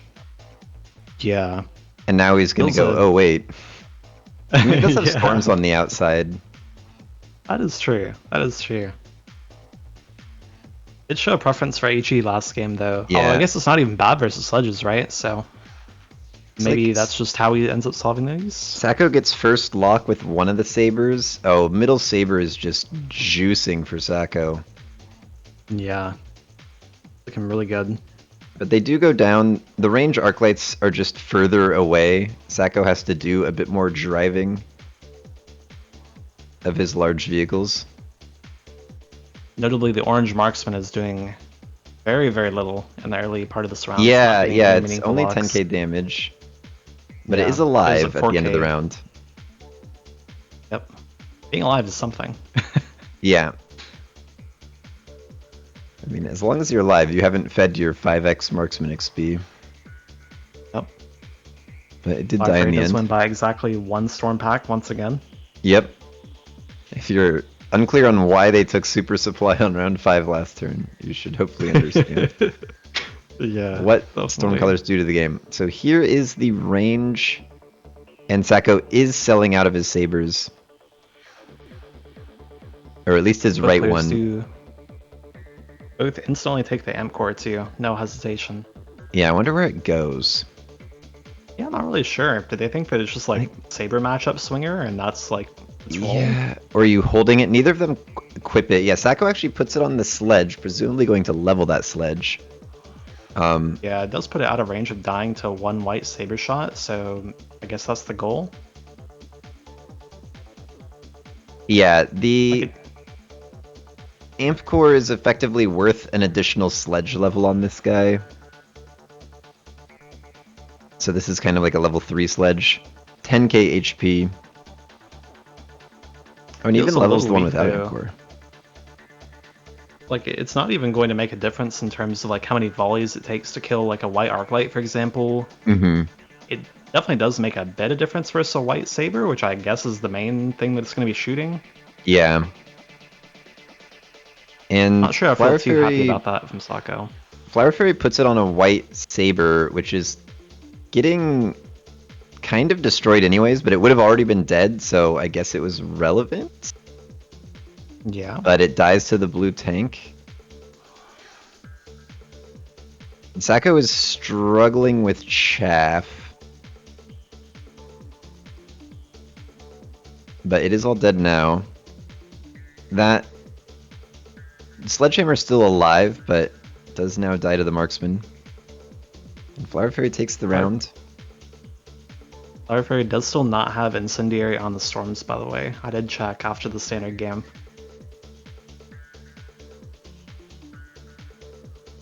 Additional deploy for Flower Fairy. Lightning from Sacco says, there's a little too much tempo, let's turn that around. Yeah, that's quite a lot to lose though. Missing additional deploy in standard feels like that's a pretty huge loss. So Yeah. I guess that's him saying that he thinks he definitely can and will die if Flower Fairy chooses the Storm on him this turn. Yep. And it's more sledgehammers. Yeah, still $450. Oh, charge shot. Yeah, it does end up going for that. Will look really good versus the additional white sledge purchases from Sacco, so Yeah. read from here that Sacco is going to commit more into sledge. And Sacco is getting out of the Sabertooths. And he goes for a Phoenix. As long as the high-level marksman is not alive, the Phoenix can clear up quite a bit. Although if Fangs live, it could be good. Yeah, I might want to see the Storm on the orange marksman here instead of on not the orange marksman. Yeah, I'm curious about that. But maybe he like wants specifically the unit that kills the orange marksman to get the experience rather than have it like spread to his other units. And he figures with the Storm he's winning so hard anyways. Although it's going to go to the Saber that he's selling. Unless he decides not to, it is level 3. It's sort of its own unique threat. Yeah, honestly, I was a bit skeptical of how good the Storm would look for him, but it looked absolutely incredible. It's a massive victory. Yeah. If you value experience on your units, that was really good. And if you just value doing half of your opponent's life total, that was really good. Now Flower Fairy instantly goes, okay, time to respect spells. Every spell will be picked from here. Unfortunately, Sacco does only get one sledge level off that Lightning Storm, though, even though it does spread the XP rounds. I thought I saw 3. Oh, sorry, I meant other than the interior ones. I just assumed that was the blue arcs plus orange man. Oh, right, yeah, I was thinking of the white ones primarily. But he does take all of them, and he takes Mech Rage. So this is a sledge carry game. With Phoenixes there just to be anti-air and be a little bit more damage. So we do think this is what qualifies as sledge carry in the year 2024 then. Click range or click mech range? Yeah. Maybe so. Not even EMP on the bar for Sako, just some tanky utility stuff Yep. for aggro. Yep, this is the same bar I run. It's just kind of the most flexible hybrid bar. You don't have the big damage tech, and you don't have the link for the ultimate tanking. But it is pretty good at anything, like any situation your sledges can at least be pretty decent. And yeah, absolutely. I think it's a great aggro bar in particular. Although I think if you're willing to play sledge in standard, that not having EMP seems very not good. Very, very not good. Certainly there's nothing to punish it this game. yeah, I mean, I'm no not one really sure what you do about no like one Scorpion, runs for example. punch.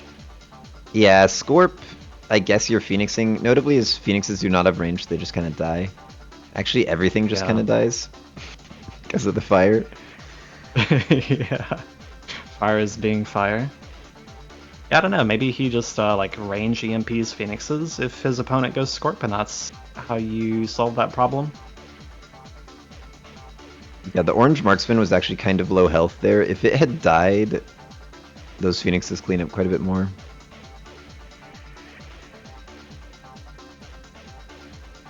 So, unit drop turn, Farseer, Steel Ball, Wraith, Wasp. Farseer has the potential to cover both the Wraith and the Wasp here, so it might be kind of real. Yeah, and they both elect for the somewhat safe line. Sako instantly sells out, just says, I want them to cover those, but I'm still going to sell out because I imagine I don't actually need to. Yeah, notably Fire Fairy quite a bit safer against the Wasp drop than Sako was. They were pretty big Wasps. I think they were orange Wasps. Yeah. But he does have quite a lot more fangs than Sako, so definitely a lot less scared of that drop. Commits the Farseer's range. Oh, he does. And yeah, buys Sako also another. I have been seeing 201 players going for range Farseers in the back, but every time I've seen it, it has not looked good. So I'm curious to see how this turns out. Sako, yeah, of course, it feels like that's especially like very, very weak into the quite common like worm finishers that have been happening a lot, especially like MAG1 tourney, for example. Mm-hmm. And Sako taking range on the Phoenixes will have them now safely behind the sledges again.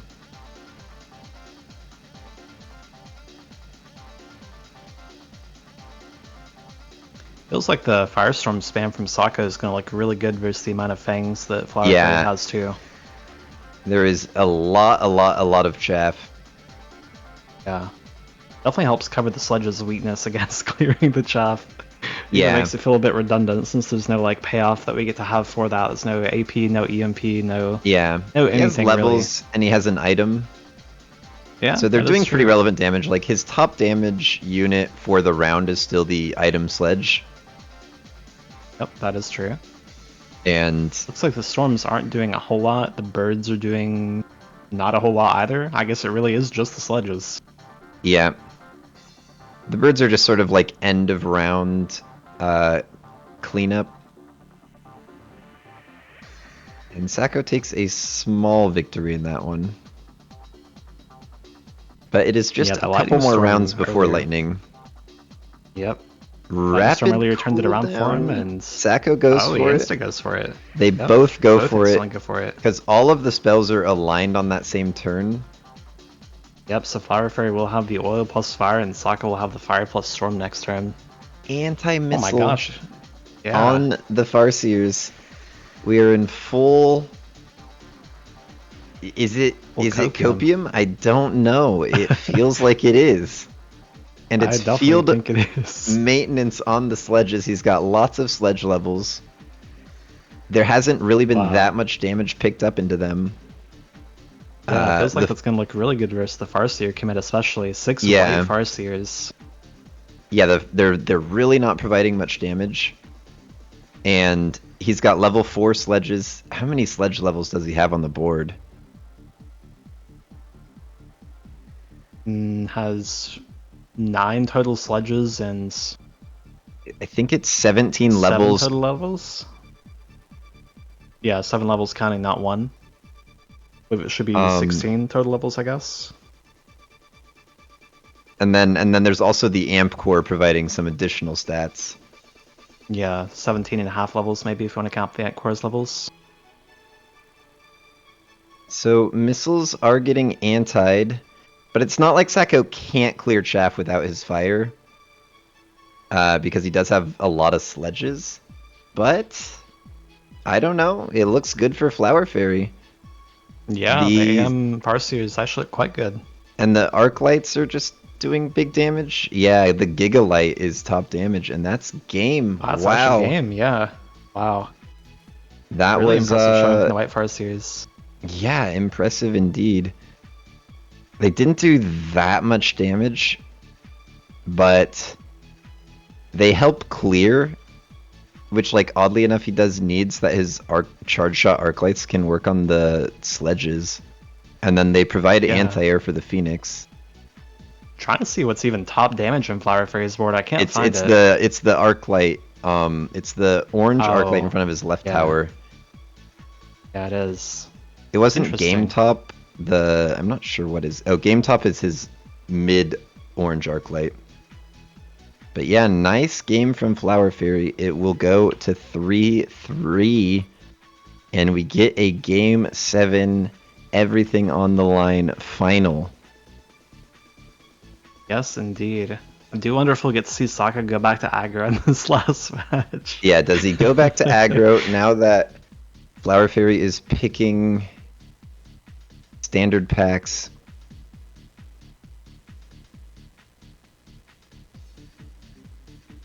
I'm quite surprised that the Field Bandit Sledge did not look any better on that last turn. Looked like extremely useless. Yeah, I guess the charge shot arcs were just like enough DPS that they cleared him pretty quickly. Yeah, he did have quite a few levels, and also Sako does probably lack quite a lot of chaff clear. Certainly looked that way once he does not have the Firestorms.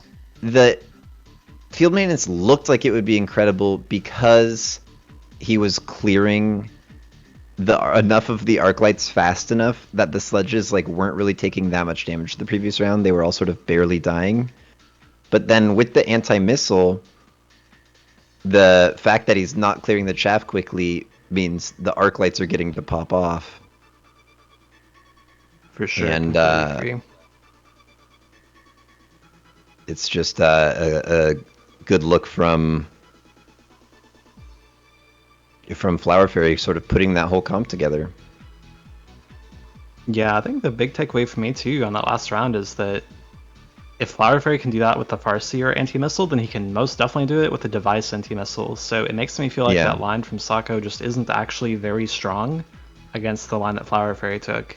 Like, he did not have to hit Farseer, did not have to like click anti-missile, did not have to do anything really. He could have done that at any point, right? If he wants to commit to the kill. I mean, he could even have done that out of his sabers. Just the Farseer is slightly advantaged because it can clear air.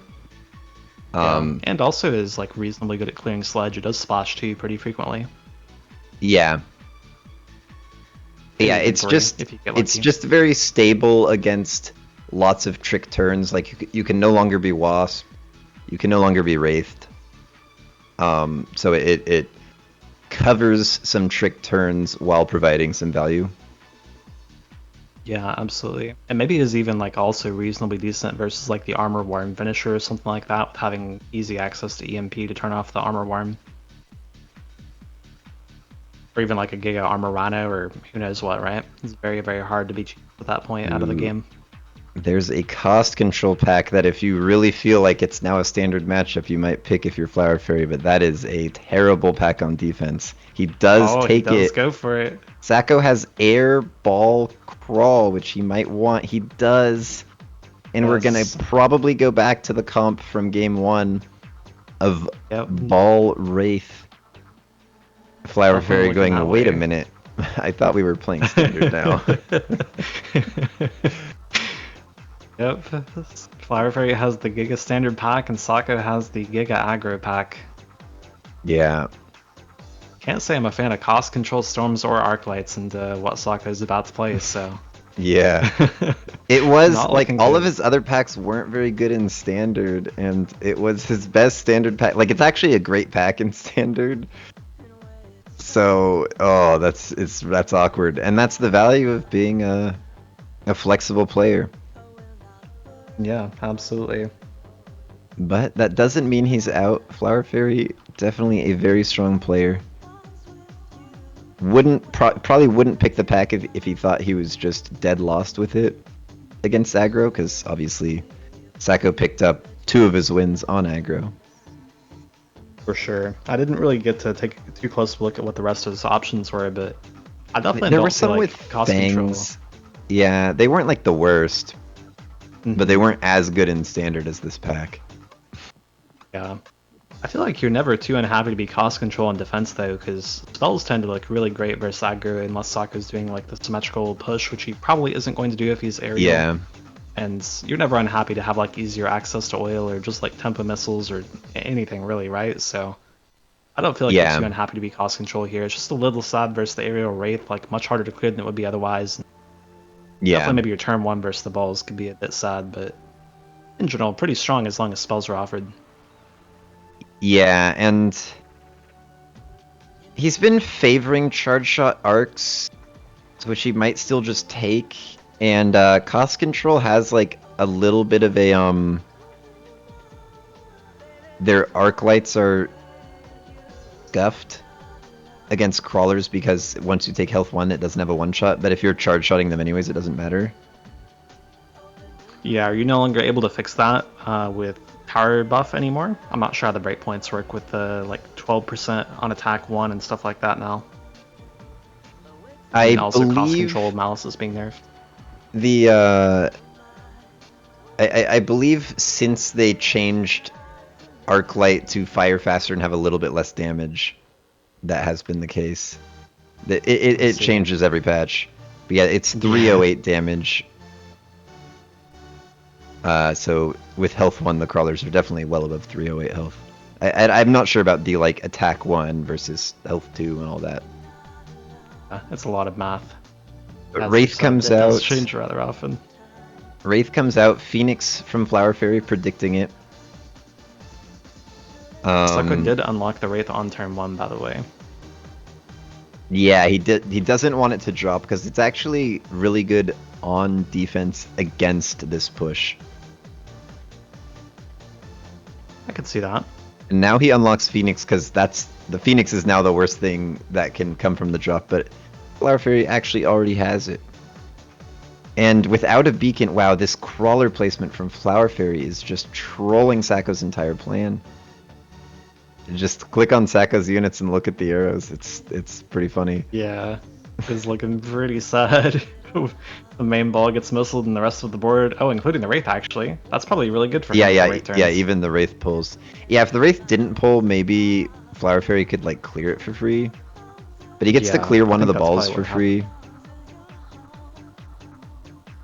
Yeah, I'm not sure overall that that's actually like a really positive interaction for Flower Fairy. Like, he did get to clear the missile strike ball. Next turn looks good if it doesn't get missiled off.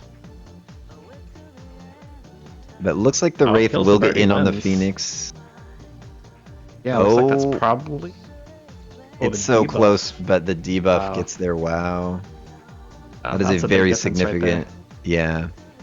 Because Wraith is really hungry for experience.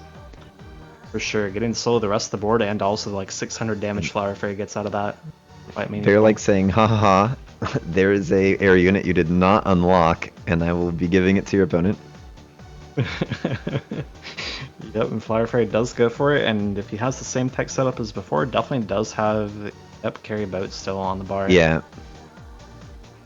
Sacco gonna take the Saber, sell one in the flank, and one just staring down the middle arc.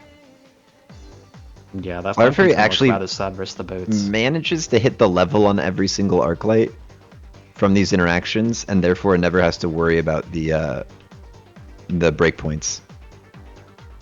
Yeah, that's a good point you make. I guess that is the reason that he is... Well, actually, he might want to go charge shot later versus the balls too, but yeah, it's a pretty meaningful thing to get there too. not have to worry about those breakpoints or even crawler levels like this that Sako took behind that ball. Yep. And Sako kind of just trolling with this Sabretooth in the flank does pull things back a little bit. But the Wraith exposed, going to get shot to pieces by the boat.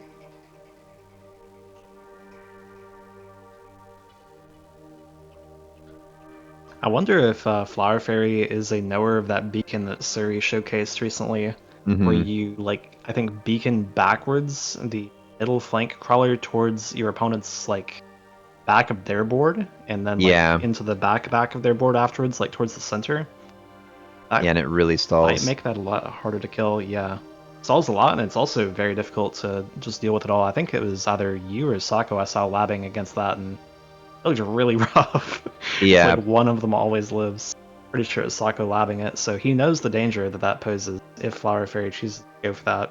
Yeah. Notably, though, it's not like vertical there, so it is a lot easier to clear the missile. Yeah, I think the most effective tool against it is just to be faster. Like if you're taking speed, or if you ever see a powertrain, to just take the powertrain. And it just, your crawlers chase their crawlers down and kill them. Yeah, for sure. Replicate picked up from Sako. He also will. a strong tool against it. Yep. Yeah, I think Cast was using it against me in the MAG1 game we had last week, and that was, I took powertrain, I took replicate, and I said nope.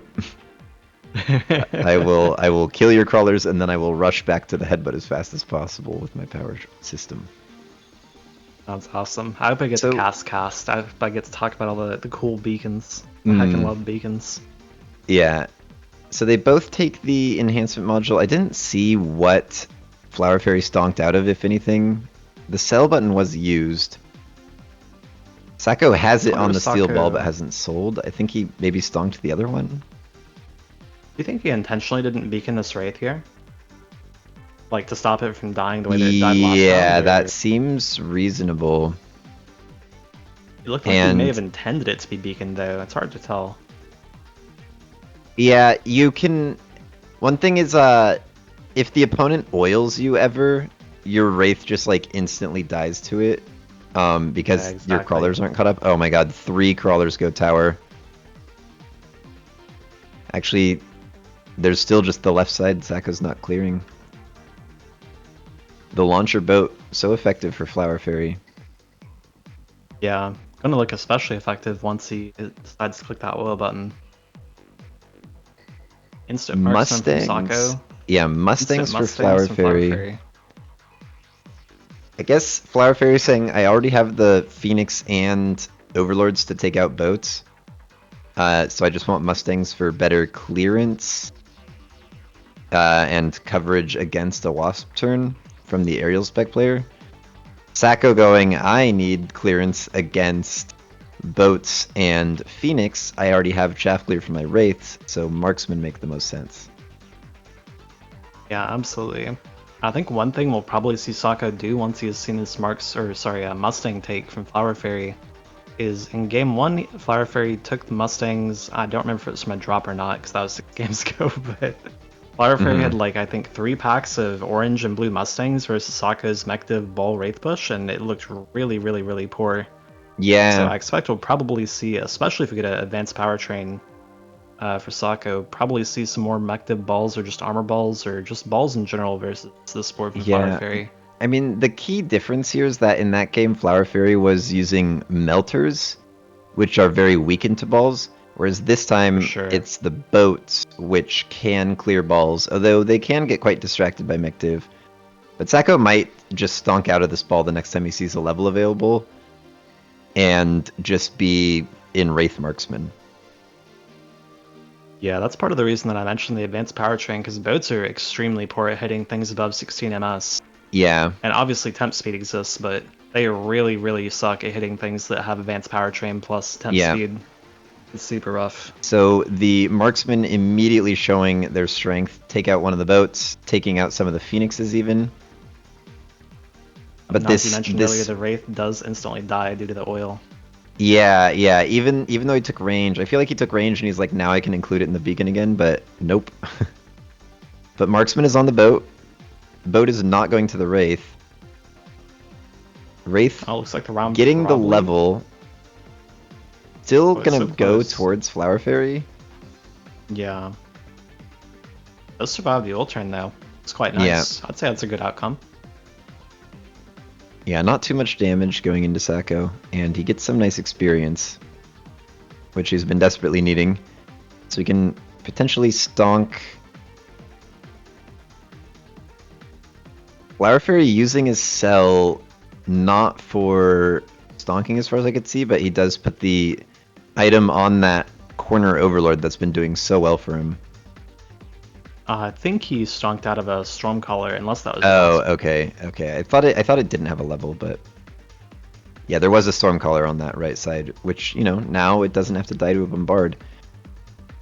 Yeah. And it looks like Sacco's going to switch over to the other side a little bit, get more Wraiths on that side, and beacon around the oil, and he is electing not to include the Wraith in that beacon. Yeah, do you think he kind of made a tell that he was going to do this the previous round? I'm pretty certain he had the Sparksman on the left side there. Which pretty definitively tells you that he's going to push on that side. Obviously, he's Yeah. kind of going to consider it eventually anyways, but pretty strong tell from him. Doesn't have Assault Marksman on the bar, I don't think. Yeah, he Yeah, does not, no, he so. doesn't. He's got Elite. Replicate being matched from Flower Fairy despite being cost control. Yeah, that's Sacco just definitely- has health. Flower Fairy has both. Oh, actually, Flower Fairy does not have Impact Drill. That's probably why we see it be Replicate instead of Drill. Wow. Loose Acid and Subterranean. That's how you know you're a standard player. Yeah, for sure. That's a Giga standard crawler right there. Yeah. But this is quite effective. The aerial specialization from the Mustangs just handling the Wraiths. Yeah, it does not look close at all. Sacco's whole board is just dead. Yeah, Bombard may have been Bombard that turn. Didn't really see whether or not it was. But Sacco's got to find something, maybe some form of armor. Yeah, might see some Ecto Balls come out this turn. Does insta take the Underground Threats. Threat. Probably gonna look super good. Yep, there's the Drill. Now it's Drill. Yeah, Flower Fairy has been clearing just with these arcs. With the attack 1, they do 345. With health 1, Sacco's crawlers are 335. The arcs all level though, but Sacco could health 2. Oh, I'm pretty sure there's a breakpoint happening here because of cost control in this level 2 versus level 1 crawler matchup on the flank right. Yeah. Pretty sure it ought to 2-shot it, but it instead 3-shots it. So I think Drill probably wins here. Maybe? I guess there's a boat shooting it and there's a Mustang shooting it. I think so. The boat's actually gone now that the Mustangs have the Wraiths handled. Yeah, there's level 4 Mustang facing it too though, so probably it doesn't actually matter. But definitely does win the matchup. And it's 8 guns on the Wraiths from Sacco. 8 guns, very strong technology. Temp range and temp speed, loaning everything. He's just going to missile the flank crawler to get in faster. He's buying more missiles frontally. He's clicking all of the tempo buttons, but Flower Fairy's still 4,900 health. Absolutely. I feel like if Sacco survives this round, it's probably going to be some armor next turn to try and hopefully deal some additional damage. At least get it within range of like a lightning storm or a happening. Kind of spell. The Wraiths are getting in on the Mustangs, but on the left side he's not quite getting in. Sacco does not run Mech Rage, so he cannot go deeper into fighting crawlers. Power goes down, but there's still some strong Mustangs alive. And they're just vastly outranging Wraith. It looks fairly close. Maybe the Berg is not the worst tower timing, but the Wraith dies. Yeah. But he's still alive. Close. Flower Fairy also clicking every single button on the tempo tower that round. So one interaction here that kind of... Ooh. Train. It's really good. The choo-choo train has arrived. Can it save Mr. Sacco? He actually... His flank crawler that you were talking about got a level to match the level of Flower Fairies. Missile Strike is back definitely. up. Stonks are still happening, but the Wraiths on the left side do not level for Sacco, and that's a big part of his problem is those guys are dying so fast. Armor balls For sure. are arriving, as you said. Some kind of armor, gotta get in here. So I think one thing you're probably worried about here, at least a little bit, if you're Flower Fairy, obviously as the Mustangs having anti-air does mean that they tend to prefer getting stuck on race as opposed to clearing crawlers, so it doesn't take a whole lot for Sacco to break a tower or start replicating really heavily if the Mustangs are just totally ignoring that. There's only like 5 arc lights. I guess they do have range, but there's a billion. Yeah, the issue is just that the Mustangs do so much damage to the Wraiths, they're not even stuck for long.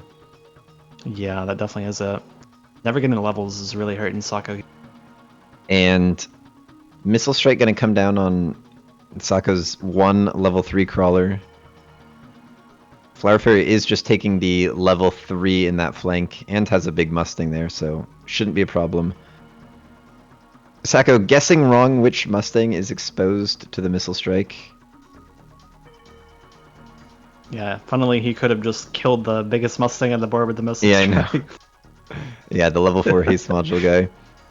Which does lock air before getting stuck on the armor arcs. There's a few locked onto this Wraith. The entire left side is just already 1 for Flower Fairy. Sacco's tower is only level 2. The Wraith is going to go down.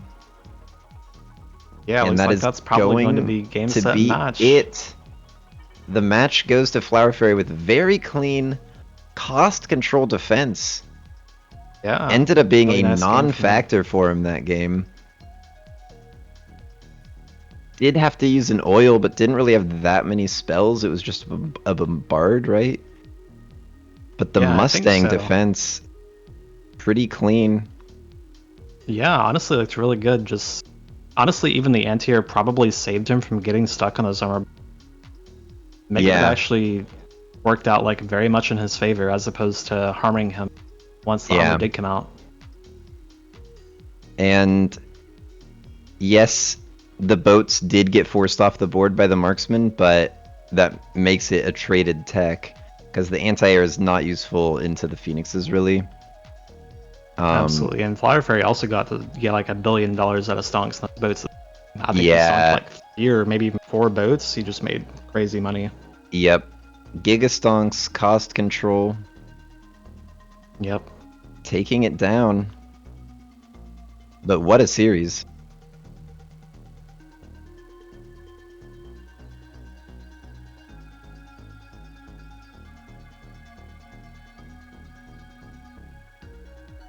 Alright, well that will be it for the match this evening. That is the end of the series between Flower Fairy and Sacco. Flower Fairy takes it 4-3, I believe. Tomorrow we'll have the MAG1 Division tournaments 2. Schedule for that is posted on the MAG1 forum. Go ahead and post that in the MAG1 chats. And MAG1 is the region-based team format tournament, bringing together all of the strongest players out of each region into what I would say is a very hyped tournament, getting the competitive scene really going lately. People are excited for it. Lots of regional pride. It goes on there's 2 more weeks of regular matches and then the finals. So I'm playing in it. Sacco's our team captain, and I'm looking forward to tomorrow's games. Yeah, absolutely. Very, very hype. And definitely seeing a lot of people playing like scrims and practicing a bit more seriously, I think, on ladder 2. Result perhaps of that, so thinking that's having quite a nice impact on the community. But that is all for the best of 7 for this evening. Thank you so much for joining us for that. We will be back again tomorrow morning at 9 a.m. tournament.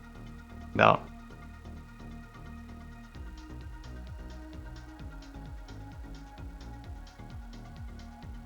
All right, and thanks so much for having me on. This is a lot of fun.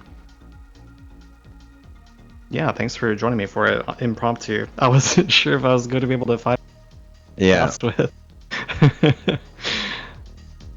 But if I could pick someone, I would definitely pick you. So I'm glad that you were down.